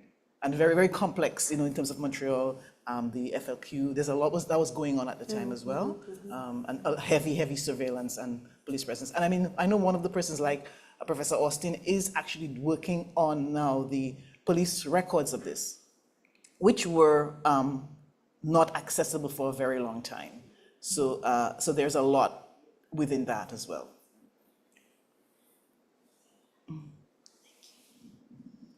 Thank you so much for these conversations. I'm very new to Montreal, Canada, so I'm learning so much. Thank you. I guess I have two questions. The first, I was curious if the people in particular who are still living locally, because of course there's a wider community that was spread away, but those that are still here that you were able to connect with, are they still in conversation together? How, because you talk also about sort of the long lines of this work, and I wonder to what extent is that also in the fabric of the people who were engaged then, and perhaps that's proliferated or found new forms, and I wonder what those forms are. And the other question, which is in a way also connected and in particular to the proposition of this new program and with the research that you're doing, I'm wondering about the aesthetics of protest, speaking truth to power, but then reasserting the power that be. And in these times where anti-fascist thinking is, I want to say, more urgent than ever in the way that so much is at stake. We're not only talking about colonialism and hierarchy of race, but we're talking about the death of Earth. So there's so much at stake and so much to question in terms of the aesthetics that we use. And I wonder where your thinking is at the moment in that, having also been studying these practices and thinking about aesthetics of protest, and what other languages, how else can we be doing this work together? Not a small, but small questions. And on that basis, probably no clear response either, musings. I mean, the first thing that I would say is that in terms of the connections between, the relationships between the people who were actively involved in the protests, when we were organizing the public apology, I mean, the network between them still now was unbelievable. And that is, in a way, it is a testament to the strength of their convictions at the time and how those convictions have continued to support them. And also how they were supported in the context of their returns to the Caribbean for those people. But even, they were in touch with people in the US, they were in touch with people in the UK, in Canada, etc. So I think that says a lot. It also, as a kind of direct, beyond just the apology, I think it also is a direct correlation to the not just the nature of, but the value of and the depth of community as a source of Black knowledge, right? Which is ongoing. I mean, to a very large extent, Black knowledge has historically existed outside of the institution, not within it. And it is important that as we bring it into the university, that we not allow that to simply dénaturer, as we would say in French, like denature it, to make it into something that corresponds to what the institution is about, right? I think the challenge in a way is how do we make sure that this approach, community anchored, grounded approach remains present, relevant, and continues to inform and provoke the ways in which we consider just the notion of knowledge. What does that mean? Yeah? And so I think that the fact that the Concordia Library holds, is one of the largest Black community archives in the country. And that's important. It's something that people don't know about that much, but it's important. And I think even as we do this, it's important to actually keep nurturing, continuing to kind of pull this information and these resources to the surface, kind of unearth them, so that they're actually available to the broader, to ourselves, but also to the broader community, In terms of aesthetics, I can leave you with that. Thank you for handling that one. Yeah, and I also want to point out that this, the gathering of all of those materials at the Black Community Archive has really taken on a whole life of its own and momentum since we've started this work, right? So it does, I keep saying it's very simple. You do nothing, nothing happens. You do something, something happens. So I guess this leads to this idea of the protest aesthetic, right? And I think when we think about this work, we think about protest as such a vital part of Black work, of Black lives. I mean, particularly in this part of the world, the kinds of struggles and the kinds of advancing anything or moving anything has been, protests and standing up has been a very basic 101 kind of thing. So I think thinking about the idea of thinking about the work of protests and the work of even violence within protests, and think of that in teaching probably, and in all of the work that we do is critical, is central, right? Because this is just part of a very long tradition of not just knocking the door, but breaking the door down to have things happen, right? To stand up, to burn buildings. Fire is like a very critical sort of analogy you can think of all of the shifts and the changes that are required, right? Although the shifts, when you think about the shifts around Black humanity, right, in terms of rights and access to spaces and justice, it has always been fought for, right, through those. You can think about the protests, right? So I think in terms of thinking about protests in terms of Black lives, it's like almost organic, right? So I think it's very crucial to think about this. Right? We had two more questions, I believe. Hello, thank you so much for providing the talk. It was really insightful. As an alumni, I wanted to know how can I, as an ally, help decolonize the syllabus of programs that exist from professors in other programs, and how do you see this program ripple outside of academia as well? You want to bring it into academia, but then how do you bring it back out onto the streets and make it more material as well? Those are my two questions, if that's okay. Sorry. So I think, how can, first of all, I realize I didn't check it before. We had said we would do a sign-up sheet if there are people who are interested in, I don't know, getting information for the next series of events, somehow being involved in conversations that emerge from this, that we be able to take note of who you are.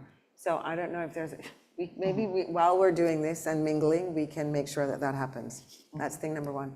Thing number two is, I do think in terms of continuing the work of decolonizing, we need to continue conversations, and not closed conversations, public conversations, that again bring things to the surface and in a way invoke accountability.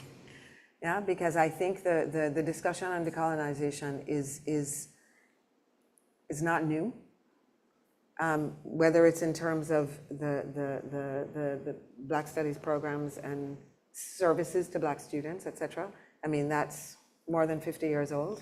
And even older still is any conversation about decolonizing learning for Indigenous people, right? So I think the first thing is to make sure that the conversations continue and that we are willing to participate in those conversations, not just witness them. So I'm also, to a certain extent, putting a certain responsibility on the ones who are in this room. We really need to all take part, right? So I think of that. And then the other thing, what was the last part of your question? I forgot. About the community. Community.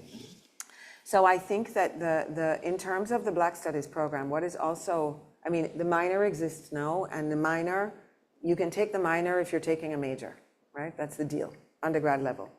We're in the process now of building an undergrad certificate, which then allows people who are not necessarily even in the university to come in and do these courses, right? And do the program if they wish. So that is important. The idea of doing a grad level micro program, same thing. I mean, a micro program allows people, again, who might have equivalencies, et cetera, that can step into the university and go straight into a small micro program situation. So there's that, and those are formal things. But inside of all of and this is something you can address for sure more effectively than I can, in all of the thinking around the creation of Black Studies programs, units, mechanisms, gatherings at Concordia, the notion of community engagement is absolutely critical. For the same reason I mentioned before, that Black knowledge in general, that's where it has lived, in its communities. And so if we don't anchor it with clear community engagement, where students are not just encouraged, but required to actually go out into the community of Black organizations, Black communities, Black activism, et cetera, and try and understand and engage with the kinds of knowledge knowledges, I would say, that are produced in those contexts, then on passe à côté de quelque chose, comme on dit. There's one more? That's probably our last one, I think. Do we have any questions online as well? We had one question online. All right. Okay, Let's great. do that. Snacks are coming, so just Thank you, Angélique. Thank you, Christina. Very insightful conversation. I have two questions, two very separate questions. The first one is, when it comes to the archives and the people who are contributing to it, how are we compensating those individuals or the people who were part of the riots, the people who are contributing to the archives? How are they getting any form of compensation? The second question is more alongside this program.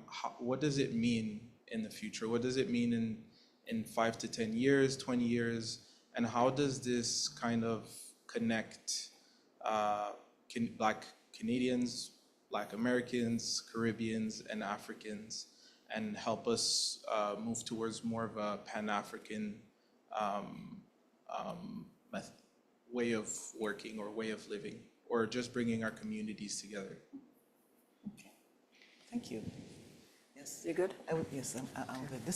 I would say in terms of the first part of your question around the archives and I do not know of any compensation per se that people have. I know most of the people who are contributing some of those archives are doing so voluntarily. Some of them are archives have been passed on after people have passed, so you put it, share it or share it with the library, the Concordia Library, for example. Some of these people who have voluntarily contributed to the archives, of course, we have published work with them, so they're getting, sort of public recognition.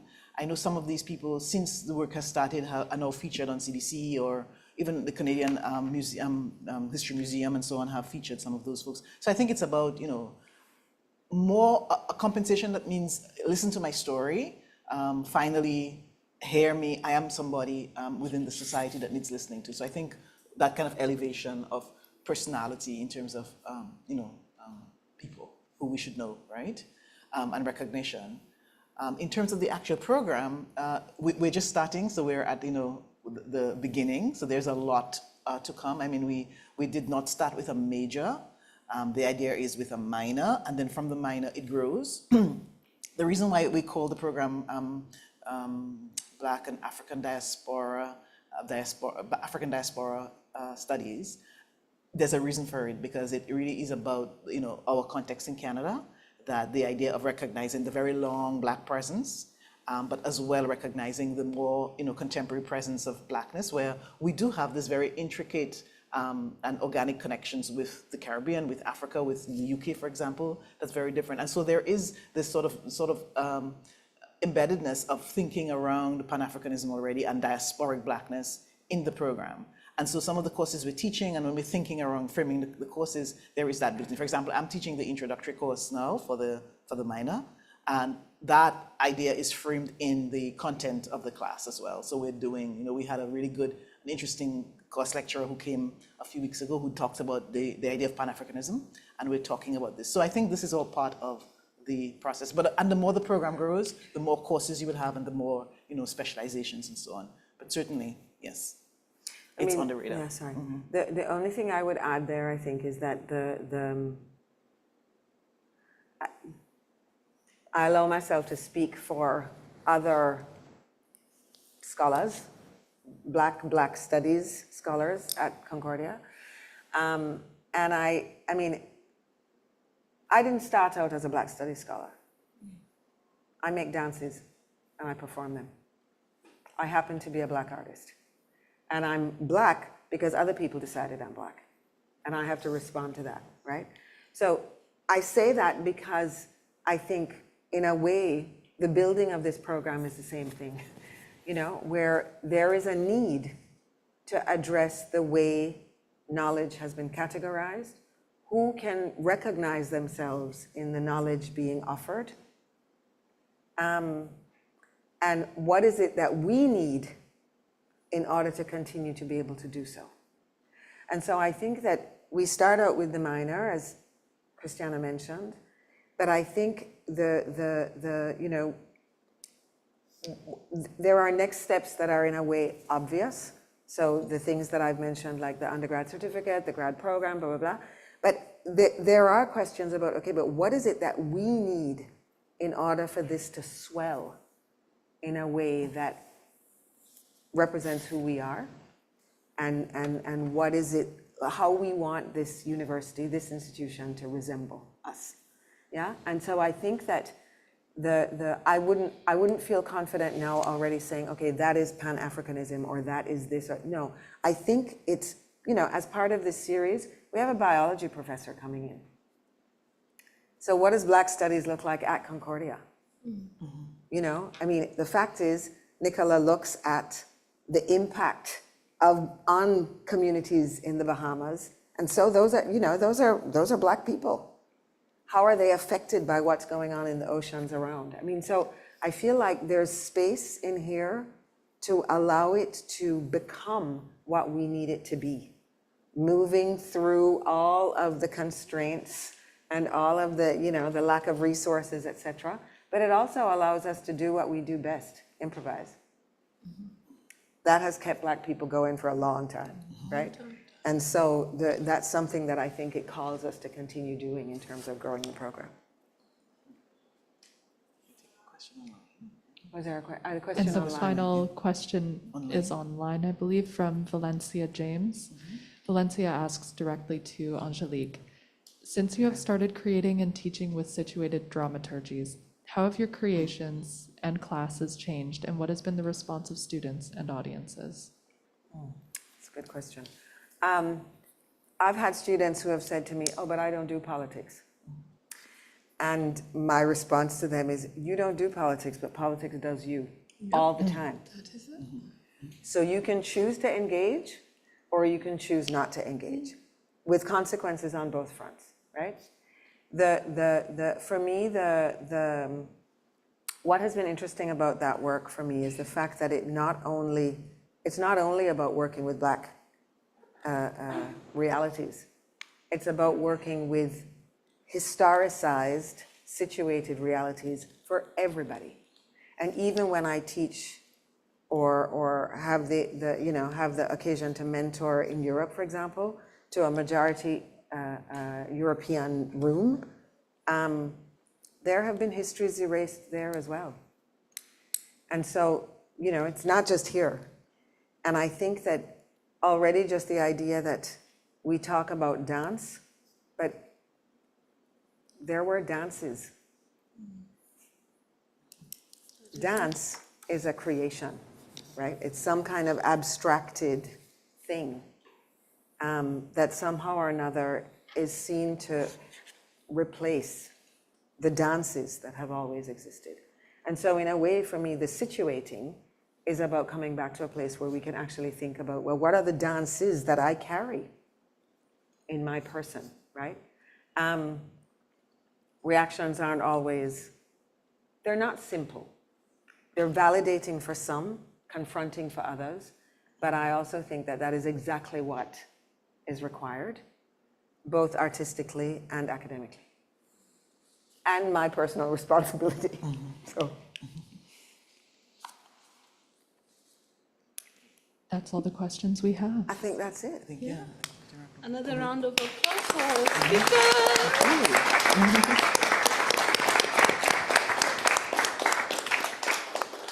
Thank you all so much for being part of our very first iteration of this series.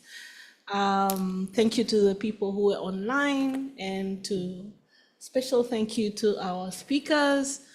I'm very honored to have been part of this. And the next one that we are going to have is going to be on November the 7th.